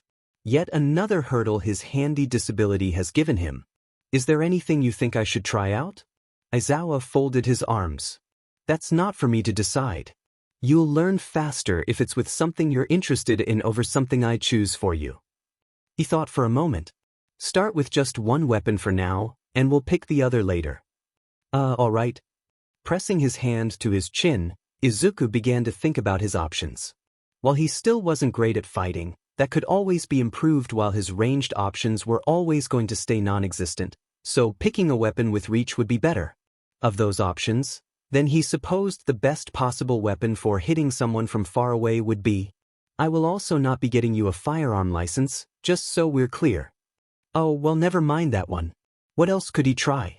Well, there were other variations of projectiles, like throwing knives or blow darts, but they didn't seem as practical. If anything, using something like Aizawa's scarf would be more like what he was interested in. Although, it'd feel embarrassing if he just copied Eraserhead completely. Was there any other weapon that he could use that'd work similarly? Izuku's eyes widened as realization struck him. He looked back up at Aizawa expectantly. How about something like a whip? Aizawa raised an eyebrow. That's more medium than long range, but sure. He ran a hand through his hair. Of course, of your two teachers, the other one can teach you how to use a whip better than I can. Yeah, that's actually why I said it. He rubbed his neck bashfully. At this point, he had seen Midnight use a whip to take down a villain more than enough times to think of it as a viable option. I figured it'd be better to learn if I could practice with it even when I'm not with you. That, and she looked pretty cool using it. All right, it's a plan. Aizawa bounced off his spot on the tree and took a few steps into the open. You can ask your mother to see if she has any spares you can borrow. For now, he braced into a stance. We can keep working on close quarters combat. Quickly, Izuku collected himself and dashed out to meet him with a stance of his own. Right. Ooh, move that one over there, Zuko-kun. That's a car over there, Rin-chan. Yeah. I wanna watch you lift a car. Izuku bit back a sigh while he pulled the fridge he was lugging to the edge of the beach. While he had admittedly made a lot of progress in the months since he started with the beach cleanup operation, he had also fallen behind where he wanted to be due to how congested his schedule had gotten. With school, training, patrols, watching hero fights and studying for end-of-year exams all on his plate, it was his personal project that oftentimes ended up sidelined. Despite slacking off with it, Rin never seemed too upset at him about it. She just told him she'd swing by whenever she felt like it and see if he's there. Well, today she was here, and she had also taken it upon herself to dictate what he should be moving. And she had been steadily getting heavier and heavier with each object. With one final heave, Izuku finished moving the fridge. Panting, he leaned against the appliance as he looked at the chipper girl with an unimpressed glare. I can't lift a car by myself, Rin-chan. He took a deep breath. I think you'd need a strength quirk to do it all in one piece. Rin pouted at him. Well, you won't be able to do it if you give up before trying. She fidgeted from her spot perched on what appeared to be a bunch of old cabinets. Aren't heroes meant to do the impossible or something like that? Izuku essayed in another lungful of air. All right. Just let me catch my breath first. Before I kill myself trying to lift a car. That seemingly didn't satisfy Rin, who let out a whine. Come on, Izuku-kun. If you keep this up, you'll never end up the cool hero you want to be. Izuku paused as the words struck a chord with him. The hero I want to be? He contemplated what she was saying. What kind of hero do I want to be? This was a good question. He had been so laser-focused on just becoming a hero that he had never given much thought to what he would do if he ever actually achieved that. His thoughts were interrupted when a finger poked his cheek. Zuko-kun. Wah! He leapt back in shock while Rin cackled at his reaction.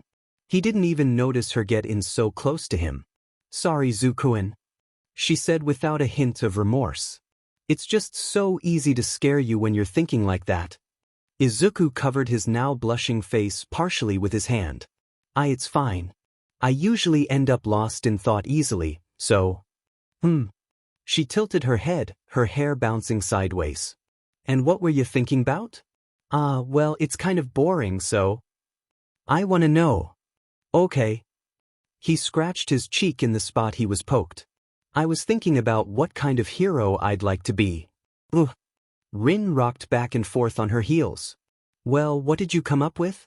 Izuku shook his head. I'm not sure. To be honest, it wasn't until recently that I even thought I could become a hero, what with me being Dash. He cut himself off. He said too much. You being? She tilted her head the other way. Izuku cursed himself internally. He had never told Rin that he was quirkless. He was too scared to. The topic of quirks had only come up once, and he had managed to dodge it by deflecting with a non-answer about his quirk being weak, but he knew that was a far cry from being quirkless. But even still, he felt bad for lying to her. And this was as good a chance as any to rip that band-aid off, even if he knew her reaction wasn't going to be good. Oh well, having a friend was nice while it lasted. Me being quirkless. He looked away, barely managing to murmur out the end of the sentence. Well, it was out in the open now. He expected her to immediately react with some mixture of anger, annoyance, or disgust for tricking her all this time, or for maybe just existing in general. But after a few moments of uncharacteristic silence, he peeked his gaze back to look at her and saw her face a mixture of confusion and curiosity. You're quirkless, Zuko-kun? She asked, her voice missing the usual playful tilt. Izuku nodded in response. He wasn't sure his voice would work well at the moment. And you're still trying to be a hero?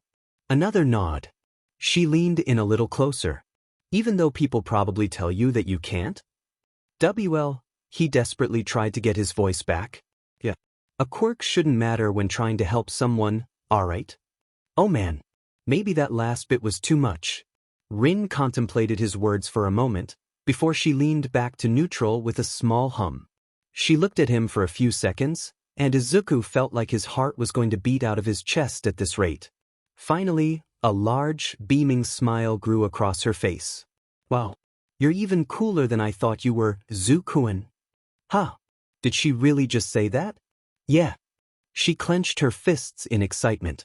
I thought you were cool before, trying to be a hero despite being so nervous all the time, but this is even better. He wasn't quite sure if that was meant to be a compliment or not.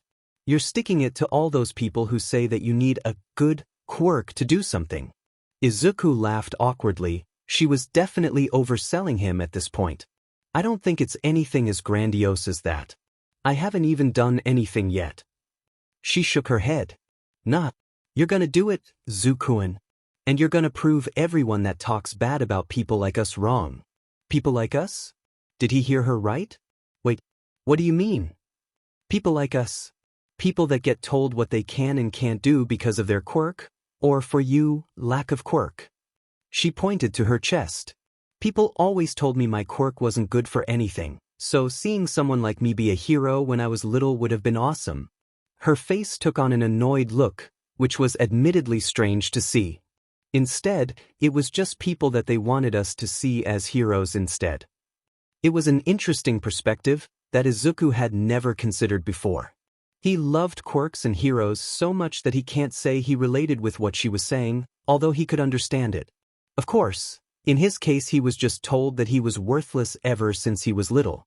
He remembered the teachers at his preschool telling the kids with quirks that they could grow up to be anything they wanted at least. Although that wasn't entirely true, was it? For as long as he remembered. The only kid he's ever known that was told they could be a hero was Kaken. And while Izuku had thought everyone's quirks were amazing for hero work, that may have only been because he was viewing them from the perspective of someone that didn't have one at all. He wondered, if there had been heroes with stereotypically weak quirks around, would more of his classmates have been encouraged to be heroes? If there was a quirkless hero that existed, would people have treated him better growing up? Would his mother have abandoned him? I understand what you mean. Rin perked up to hear what he had to say. I think if they didn't try to shun quirkless people, I would have had an easier childhood. And it was the same for you, right? Yep. A grin returned to her face. But since we didn't, you can be that person now, Izuku-kun. Izuku chuckled softly. Maybe. It was certainly a nice thought at least, but he wasn't sure if he could ever inspire people the way some other heroes could. You know, you could always do it yourself too? Nah. She laughed, waving her hand dismissively. I don't really want to be a hero anymore. But I'm fine with cheering them on. He felt a smile of his own grow. Sure. That was too bad. She certainly had the personality for it. Speaking of which, let's see you lift that car already. Orange and please. Now then, to finish off today, I wanted to talk to you all about high school applications. You're all starting your third year now. It's important to think about your futures. Sensei picked a stack of papers up from his desk and fixed a harsh glare at the room. A few moments passed before the glare morphed into a joking grin. But who am I kidding? Everyone here wants to go to UA and become heroes, right? A loud cheer rang out through the room, catching Izuku's attention from his notebook. Looking around, everyone was throwing around their quirks willy-nilly, and up front Sensei had thrown a stack of papers into the air. He hoped he wouldn't get asked to clean that up later. All right. Sensei waved his hand down in a mock attempt to settle everyone. While it's fun to joke, I was serious. Most of you can't get into UA, so think long and hard about where you'd like to go. Get real, teach. Izuku sighed internally. He knew who that voice belonged to. Is there a problem, Mr. Bakugu? Hell yes, there's a problem. Bakugu flew out of his chair, slamming his foot on his desk. You think you can lump someone like me in with the rest of these losers? They'd be lucky to be a 2-bit extra in some B-lister's footnote. The declaration understandably upset the rest of his classmates, but he just fired back at them to know their place. Ah, of course, Bakugu. Sensei read off a page he hadn't tossed. You're applying for UA after all. Demonstrate. An explosion shot out from his palm. I've aced every mock exam, I've got all the credentials needed, I'm headed straight to UA. And when I get there, I'll ace everything there too and become the best hero in the world. Most of the class sat there in awe at the declaration, but at the same time, it really wasn't anything new than what they've been hearing for years at this point. Unfazed, the teacher kept reading the sheet and raised an eyebrow. Apparently Deku is applying for UA too. Everything froze at that statement. Bakugo looked like he had just been petrified. Izuku's entire body tensed as a cold sweat built up. Internally, he wondered why he ever thought it was a good idea to cover for this place. Slowly, everyone else turned to look at him in confusion. Izuku, smoothly, diverted his head to gaze out the window as if he didn't notice. Breaking the silence, someone snickered, before the dam broke and everyone burst into laughter. Deku? No way. That's just sad. You can't even do anything. While he did his best to appear externally confident like he was taught, Izuku still felt himself instinctively retreat into his arms. "Du." Until he was suddenly blown back by a fiery fist slamming into his desk, and an absolutely feral Bakugo was now in his face. "You're even worse off than the rest of these rejects." Now hold on Kakin. His darn arm-waving habit taking over again. UA has more courses than just the hero one. This only seemed to make the blonde angrier. Who gives a sheet? We both know you're trying for the hero course, as if you wouldn't get your useless but killed in the entrance exam. He snarled and leaned in closer, and Izuku could feel his frenzied breaths from this distance. He looked like he was going to say more when he was suddenly bonked on the hand by an outstretched hand. "Thank you for the kind words, Bakugo-kun. But please leave the job of telling Deku his mistakes to the guidance counselor, alright?" Sensei said, his hand retreating back to normal on his arm.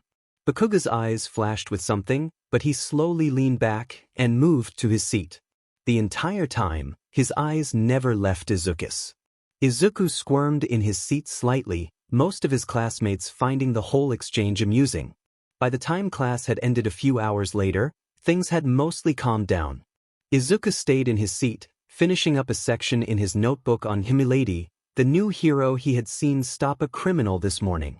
Just as he was finishing the outline section, a hand grabbed the top of his book and ripped it from his grasp. "What Ash? We're not done, Deku." Standing over him was Bakugo, who was best described as radiating cold fury. Looking around, Izuku realized that the two of them were alone in the room now. "Pay attention, Deku."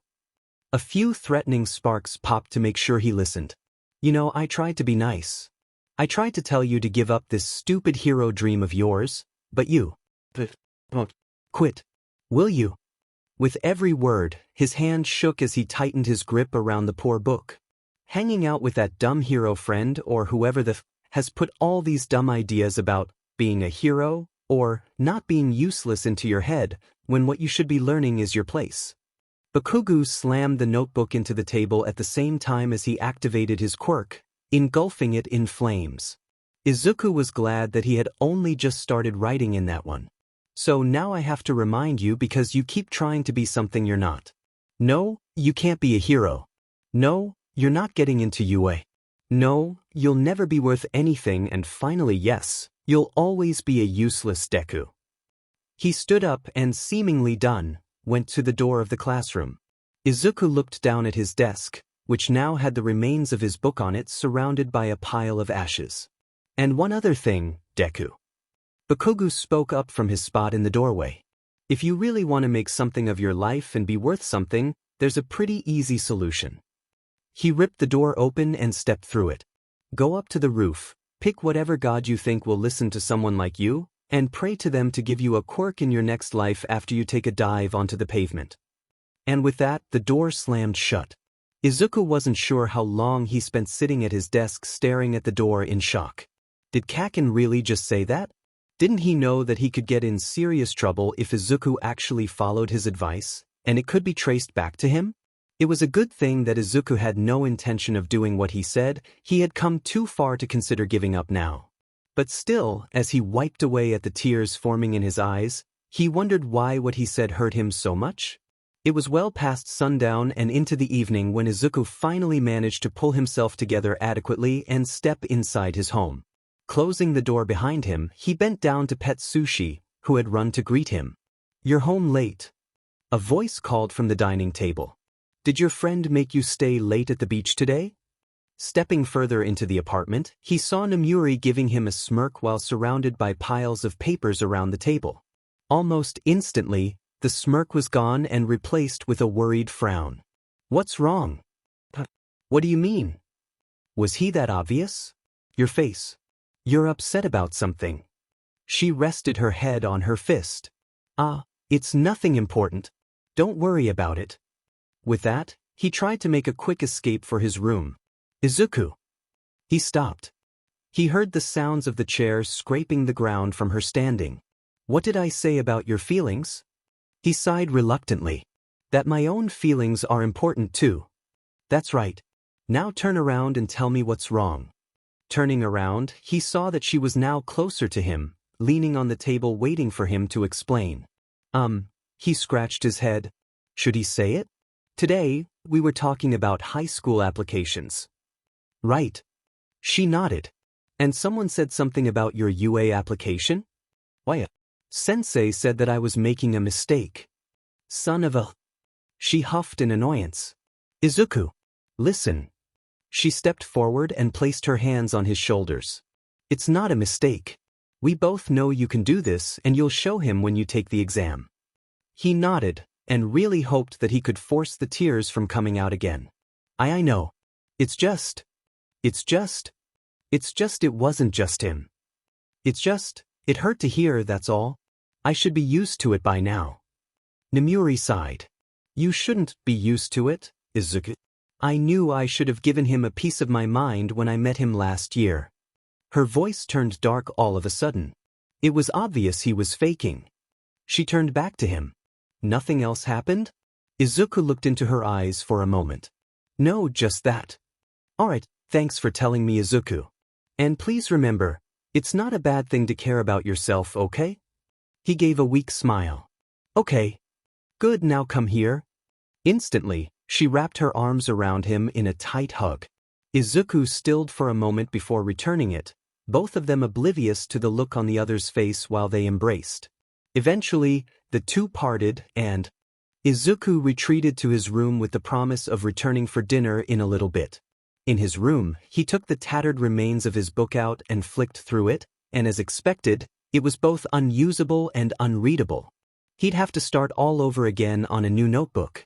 Flopping onto his bed, he pulled out his phone and looked through the hero news and reports from the day. Most of them were on the new debutante from today, but there was another article that caught his eye. Apparently, All Might had captured some villain made of sludge today in the Mizudafu area. Did that mean that there was a chance he could run into All Might if he got lucky? Eventually, he got called to come eat, and dropping his phone on his bed, he did his best to put today's events out of his head, and hoped that tonight's dinner would be edible. Nomuri didn't expect to feel nostalgic for one of Shuta's cat cafes, but sitting in the same seat as she did on the day that she introduced the grouch to the boy that was now her adopted son, she couldn't help but reminisce on those early days where they were just barely getting to know each other in a simple mentor and student relationship. She sighed wistfully in memory of those times. Izuku had come so far since back then. While she could tell he still had some problems with his confidence, the boy had come so far from the cute, stuttering ball of anxiety she had met in a hospital bed all those years ago. Hopefully, he could pass the entrance exam for UA and get the final confidence boost he needed to become more like the boy that threw himself into a villain attack to help her without hesitation. Which is why the way he was acting after coming home from the school the other day was the exact opposite of what he needed at the moment. Nomuri wasn't stupid. It was fairly obvious that for some reason or another, Izuku refused to tell her the complete truth about what his life was like at school. No matter how many times he told her things were fine, Izuku was also a terrible liar. One look at his face told her everything she needed to know about what things were really like. And it's not like she had tried to do anything about it. Without him knowing, she had sent out several inquiries to other schools in the area, but pretty much all of them were declined. It didn't take a genius to figure out that it was because Izuku was quirkless.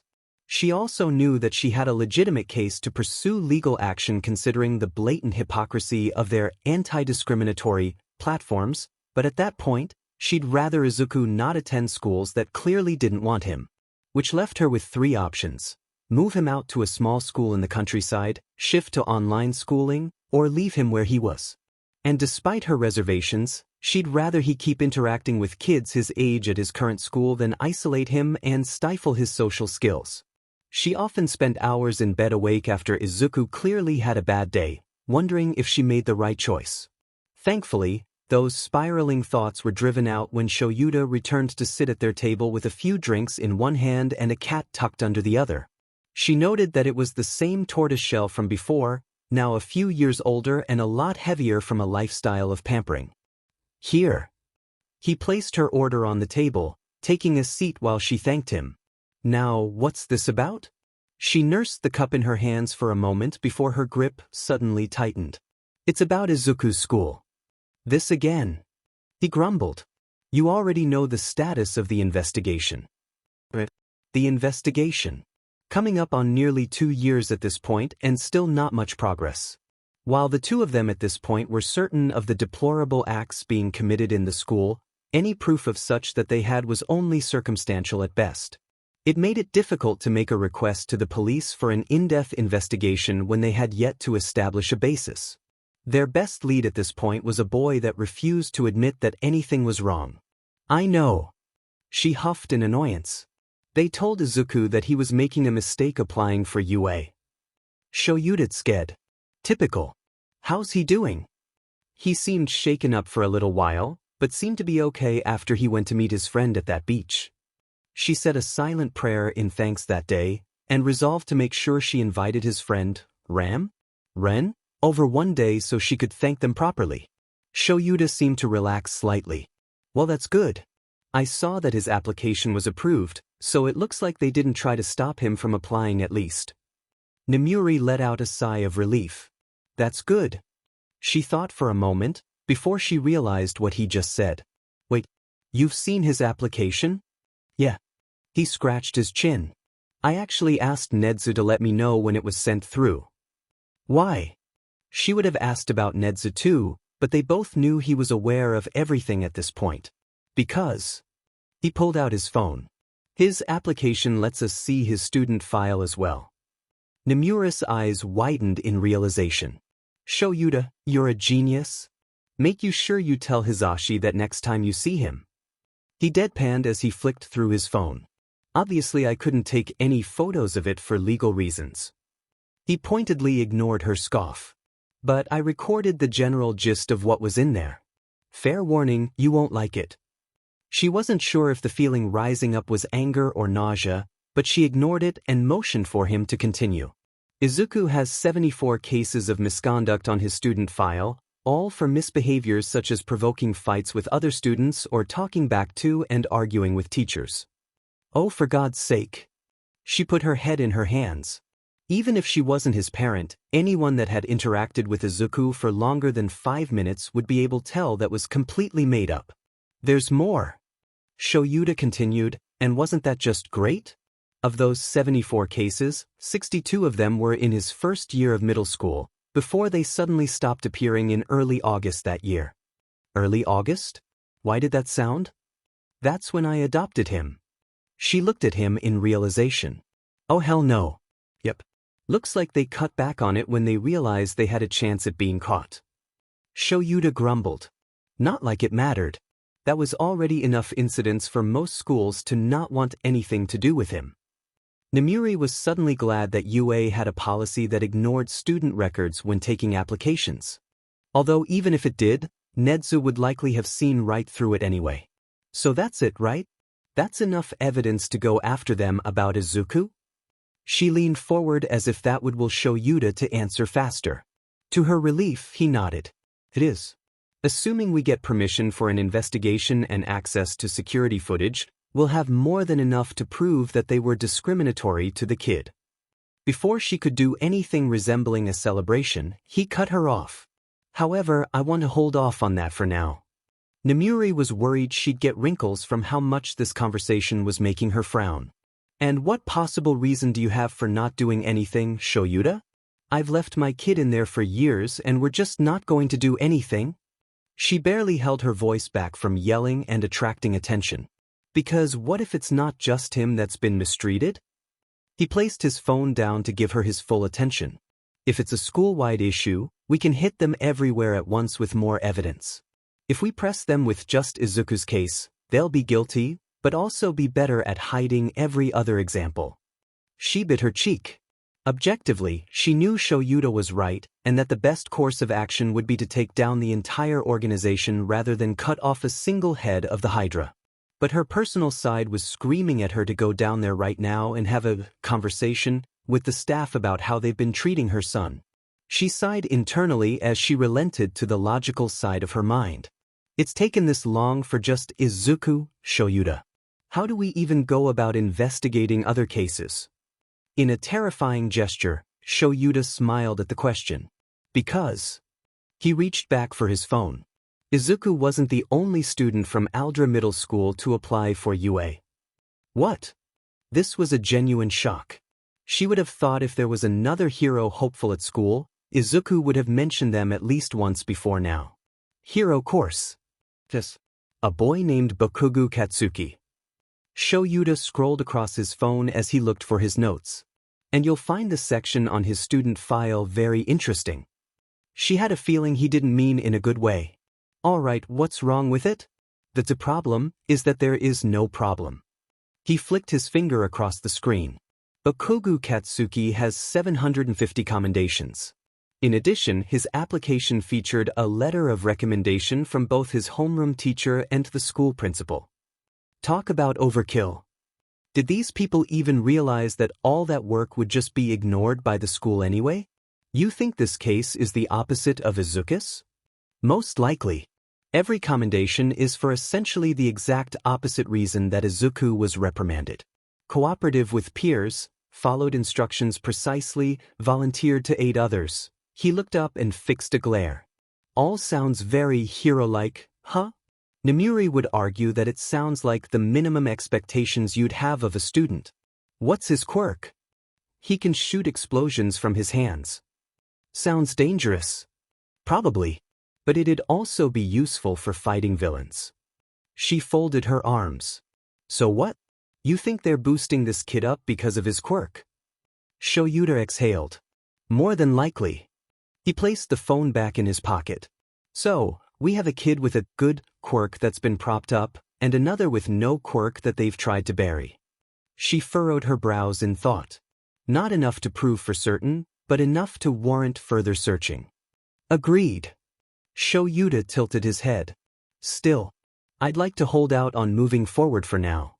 She raised an eyebrow. Why? Because. Shoyuta closed his eyes for a moment. There remains the possibility that those commendations aren't fabricated. What? Did Shoyuta forget that there were over 700 commendations for this kid? I know. But you can't deny the possibility.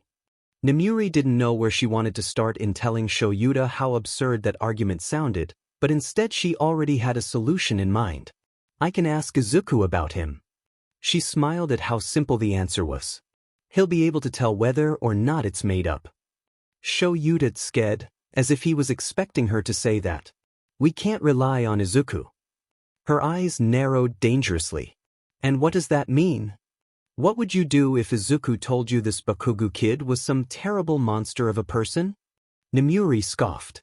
I'd pull him out of school and make sure that Bakugo kid's application gets torn up. And if Izuku said everything I read in his file was true? She hesitated for a moment. I suppose I'd just keep monitoring the school. Exactly. Shoyuta, if you're about to lecture me on irrational decisions again, I swear that I'll dash. And what if Izuku lies to you? She froze for a moment, as if she couldn't process what her friend said for a second. When her brain caught up, her face morphed into a scowl as she clenched her fists. You know he wouldn't do that, Shoyuta. No, probably not. He sighed. But again, the possibility exists. She felt her eye twitch just thinking about the accusation that Izuku would purposefully lie to trick her into taking down one of his classmates. But she did her best to swallow her anger. Trying to argue with Shoyuta was worse than arguing with a brick wall. Then what do you think we should do? It's simple. He again ignored the scoff aimed at him. They'll both be attending the entrance exam. Since we won't be grading the exam, we'll be free to exclusively monitor those two during the practical. Nomuri sighed. While that did make sense, she'd much rather watch Izuku the entire time during the practical exam than watch some other kid too at the same time. I'll leave most of that to you if that's all right. Right. He groaned. Have to be the proud parent, don't you? She feigned offense. And what's wrong with that? You should want to watch our years of teaching pay off too. Shoyuta hummed, but didn't answer. Internally, she groaned in annoyance. She knew what that face meant. Is there a problem? The man looked at her for a moment, before seemingly entering an internal debate with himself. Eventually, his eyes regained focus. I still think he should have applied to the support course. It took everything she had not to punch the table and scare every cat in the cafe. Shoyuta, it's been years. How can you still be on this? It's for a different reason than before. He raised a hand in a half-hearted gesture of appeasement. I don't think he'll perform well with how the practical exam is structured. She felt her fingernails digging into her palms. Because he doesn't have a quirk? It's not his quirk. He pointed to his head. His problem is his mentality. He's a defender, not an attacker. Nomuri had little knowledge of how Izuku was as a physical combatant. She had left almost all of that training to Shoyuta, and aside from giving him pointers and assistance in using a whip properly, in which she was very excited to do, she was mostly unaware of how the combat training was going.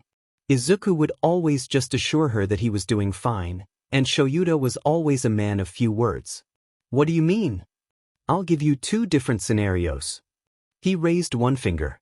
The first scenario is this. You place two parties down, Izuku and an opponent, and tell him to defeat the other. The kid will likely panic, overthink, and second-guess himself. A second finger. Scenario 2. You have two different parties, an attacker and a victim, and place Izuku in between. If you tell him to defend the victim, he will do so without any hesitation in his movements. Flashbacks to a boy throwing himself between her and a blade ran through Nomura's mind. So you think he'll struggle, since the practical is closer to the first example? Yes. He lowered his hand back to his lap. I know there are rescue points, but it's slower to gain them than the villain points. She hummed in thought, folding her arms again. Interesting. You said all that, but you forgot about one important detail. Shoyuta raised an eyebrow. And that would be? She smirked. To Izuku, he won't let anything stop him from being a hero. Shoyuta huffed in amusement. So what you're saying is he'll pass anyway? Definitely. Another small smile creeped up his face. Then I suppose we'll see, won't we? There. Izuku grunted, heaving the old bed frame onto the top of the pile. He wiped his forehead. I think that's enough for today, right, Rinchan? When there was no reply, he looked around confused for a moment. Rinchan. Over here, Zukuin. Turning to where he heard the voice, he saw Rin sitting on the stairs leading down from the road. Her hands were cupped around her pouting face. Izuku might not understand many social cues, but it was obvious that something was off. Are you all right? He asked, walking over to her. Aya. She answered wistfully. She tilted her head in thought for a second, before patting the spot on the stairs next to her. Come sit here, Zukuin. Okay. The alarm bells had well and truly been rung at this point as he shuffled beside her and sat down. Rin glanced down at where he was sitting, before wordlessly shifting closer so that their legs were touching. Izuku, to his credit, did not make any external noises from the contact, although he did essentially freeze in place on the stairs. He could feel his cheeks heating up rapidly like they always did when she teased him, but this one felt different for some reason. Doing his best to avoid any possible eye contact, he looked around the beach, before finally settling on watching the setting sun over the horizon. I guess I went for a bit too long today. The sunset's nice though. He took a deep breath and stretched, thankful to be breathing in mostly the smell of the ocean rather than the smell of a trash pile. He was mid-stretch when he turned back into a statue, his eyes bulging. Rin was acting strange. They were alone, watching the sunset, in an NTMT position. This wasn't a love confession, was it? Internally, the panic from before began to seep back through his body. What does he say? What does he do? Was he meant to do something? You okay, Zukuin? You're all red and sweaty again. Rin piped up, cutting through his thoughts. Turning to look at her, she had her normal amused smile back on her face. Oh, it's nothing. I'm okay, just thinking about stuff. He leaned back slightly, thankful that his voice didn't break.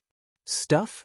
Her eyes narrowed into a squint as she leaned forward to follow him. What kind of stuff? The sunset. He hastily pointed to the side. I was thinking about how nice the sunset looked. Oh yeah. Rin followed his finger to the view that the two of them were sharing.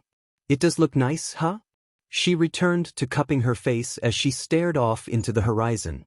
Izuku sighed in relief as he relaxed and sat back up straight. Why yeah, it does. He joined her in gazing off at nothing, the two of them sitting in silence for who knows how long. Eventually, Rin let out a loud sigh. Zukuin. She hesitated. This'll be the last time I come here. Izuku's head turned in shock. What do you mean? Another sigh. I can't come back here after today. Did something happen? She bit her lip. Kinda. Her hands swept across her face, brushing her hair behind her ear. I had a lot of free time before, but now I don't. Izuku wasn't entirely sure he was following. Free time? He had noticed she had been showing up less and less recently, but he didn't think something could cause her to stop completely. But we're so close to finishing up here. He looked around the beach. Only a few areas and exceptionally large objects were left to move away. You can't try and make a little extra time? Rin shook her head. Sorry, Zukuin. Once I leave today, you'll never see me again. Never again? Don't say something like that, Rin-chan. You're my only friend. I'm sure we can see each other again soon. He tried to sound cheerful. It's when things are at their worst a hero needs to smile, right? She turned to meet eyes with him, a soft, genuine smile on her face. Maybe. The smile fell. But I doubt it. Besides, you'll be off being a big cool hero soon, right? That doesn't mean I wouldn't miss you. He was doing his best to control the tears trying to leak out of his eyes. She had been there with him almost the entire time he was out here, and now, a few months away from the end and she's suddenly leaving forever? He didn't even know why she was going, but knowing her she wouldn't tell him the reason if she didn't want to. Rin looked away to the sand. I'll miss you too, Zukuin. She appeared to find some resolve, because she quickly turned back with a frown on her face. But I'll still be your #1 fan, so just make sure you become a hero so I can track you down later. Izuku paused, before a smile of his own took over. Alright, I promise. Good. I'll hold you to that. She giggled, and Izuku internally noted it sounded a lot different from her usual ones. Now get going. You've been here way longer than usual. Huh. Alright. He'd usually try to get home by the evenings, but with everything that's happened time slipped away from him. He moved to stand, but stopped when his eyes caught the reflection of the setting sun on the water. Surely Mom would understand if he sent her a message, right? Actually. He sat back down. I might stay a little more if that's okay? Rin looked in surprise for a second, before she gave her normal beaming grin. Okay, Zukuin. Making progress on the beach after that was tough after that day, after having company for so long being out there by himself for several hours just rubbed in how alone he was now. Nevertheless, Izuku pushed on. He had been completely alone before, he could handle a few hours every now and then while working. Eventually, he had finally cleaned up as much of the beach as he could without any extra help, though he wished there was someone else to celebrate the achievement with. The timing had worked out well so that he had only a few months before the entrance exam, and he could use the extra free time to study for the written exam. Soon enough, it was the night before the entrance exam, and his nerves were sending him into overdrive. Relax, Izuku. Namuri reached over to rub his shoulder. The two of them were on the couch watching some random nature documentary, apparently in an effort to take his mind off of heroes and the exam. It wasn't working. You'll be fine. I know you will. But what if I screw something up? What if I panic and waste everyone's time? What if I pass the practical but fail the written exam? I can't dash. He was cut off when her arm wrapped around his head, pulling him in for a side hug. She shushed him while using her other hand to slide his hair. This seemed to work a little, as most of his rapid thoughts calmed down a bit. He took a deep breath, unsure if the sweet smell was from her using her quirk or just natural. I know you like to overthink everything, but just focus on doing your best, okay? Nothing else. She hummed. Pass or fail, Shoyuta and I will both be so proud of how far you've come. But if I mess up, doesn't that mean I wasted your time? He murmured into her body. Not at all. She cooed. You know, I don't think he ever told you, but Shoyuta failed his entrance exam too. That was a surprise. Aizawa always seemed so confident and self-assured, he couldn't imagine him messing up the way he could imagine himself doing so. He did. Sure did. He had to transfer in later. Her hand dug into his hair for a moment to tilt his head up to look at her. So you see, it's not the end of the world if tomorrow doesn't go well. There's other ways. She smirked at him. Of course, there's no need to worry about that, since I know you'll pass the exam. He laughed softly. At least you're confident. Of course I am, I know you better than anyone. She patted his head a few times. Now then, if you're going to worry instead of watching this fascinating documentary on quirked fish, you'll be better off trying to get some sleep. Izuku didn't feel like he'd be getting any sleep tonight, but it wouldn't hurt to try. All right. He shifted forward to stand up. And make sure you actually get some sleep. Her voice turned terse. I'll check on you in an hour and knock you out myself if I have to. She lifted her finger threateningly, a small bit of pink mist drifting out. His lips pulled up into a smile at the suggestion. I know. I learned my lesson from last time I stayed up. He waved as he started walking to his room. Good night, Mom. Nemuri's eyes widened for a moment, before a grin took over. Good night, Izuku. Here was UA High School. Izuku gulped as he looked up at the building. He felt like he should have been given warning about how much bigger the place was in person. And now here was here, standing at the gates to his dream school. Beside him, multiple other students walked past him as they went to check in for the exam. He wondered how they felt the confidence to just walk straight in the way they did. But on the other hand, they probably felt like they belonged here. While he had been offered a trip here, considering that both he and Mom were going to the same place, he declined and insisted that he would go himself. She had to be here early to prepare for the exam, and if Izuku stayed here any longer than he needed to, he would probably work himself into either an anxiety attack or just a straight-up heart attack. But at the same time, he'd probably feel better if she was there. At least in that case he'd have someone to help cheer him up before the exam. Suddenly, he was bumped from behind on the shoulder, and he had to stagger forward awkwardly to keep himself from face-planting. Out of the way, Deku. Charging past without sparing him a glance, Bakugo walked through the gates. Kei Kaken. Stay strong, Izuku, don't embarrass yourself now. Gee, good luck today. Whatever. Well, he'll take that over his typical reactions. It makes sense that Kaken would be more focused today too. Taking a moment to collect himself, and to wait for Bakugo to enter the building, Izuku took a deep breath, stood up straight, and put on his best brave face. This is what he had spent years preparing himself for. He owed it to all the people that helped him get here to do his best and pass this exam. He'd worked too hard to fail now. Clenching his fists around the straps of his backpack, he confidently strode forward, and immediately kicked an uneven brick in front of him. Or maybe I should just quit now. With the ground rushing up to meet him, he closed his eyes and waited for impact. Until suddenly he felt a small bump on his shoulder again, but more importantly, not the feeling of his face smashing into pavement. He peeked open an eye, before both of them flew open in surprise. Someone grabbed his arm, and his whole body rotated until he was back into a standing position. Release. Immediately, his body felt much heavier as he dropped back to the ground. He stumbled for a second as he regained his balance, before turning to the person that grabbed him. It was a girl. A cute girl. She was smiling at him with her hands pressed together in front of her, although he wasn't sure if the smile was out of friendliness or if she was trying hard not to start laughing. Her deep brown eyes were narrowed marginally and what looked to be blush marks on her cheeks were squished from how much her smile had pushed them up. She tilted her head slightly, her dark auburn hair bouncing from the movement. "Sorry about that," she chirped. "I figured you wouldn't want to smack into the ground like that right before an exam, so I used my quirk on you." Izuku just stood there staring at her.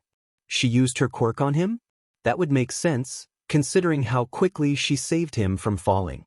She touched him a couple of times. Was that how her quirk worked? But still, it's super nerve-wracking being here, isn't it? She kept talking, turning to look at the building before them. Izuku mentally slapped himself. He didn't say anything back to her yet. "Don't be intimidated. You could talk to Rin. You can talk to this nice girl." Said nice girl giggled in response. "Well, there's no point thinking about it so much, right?" She pumped her fists in front of herself. "I'm heading in." She started to jog away towards the school. "I'll see you inside." She waved back to him. Izuku paled. She was leaving already? But he had barely said anything yet.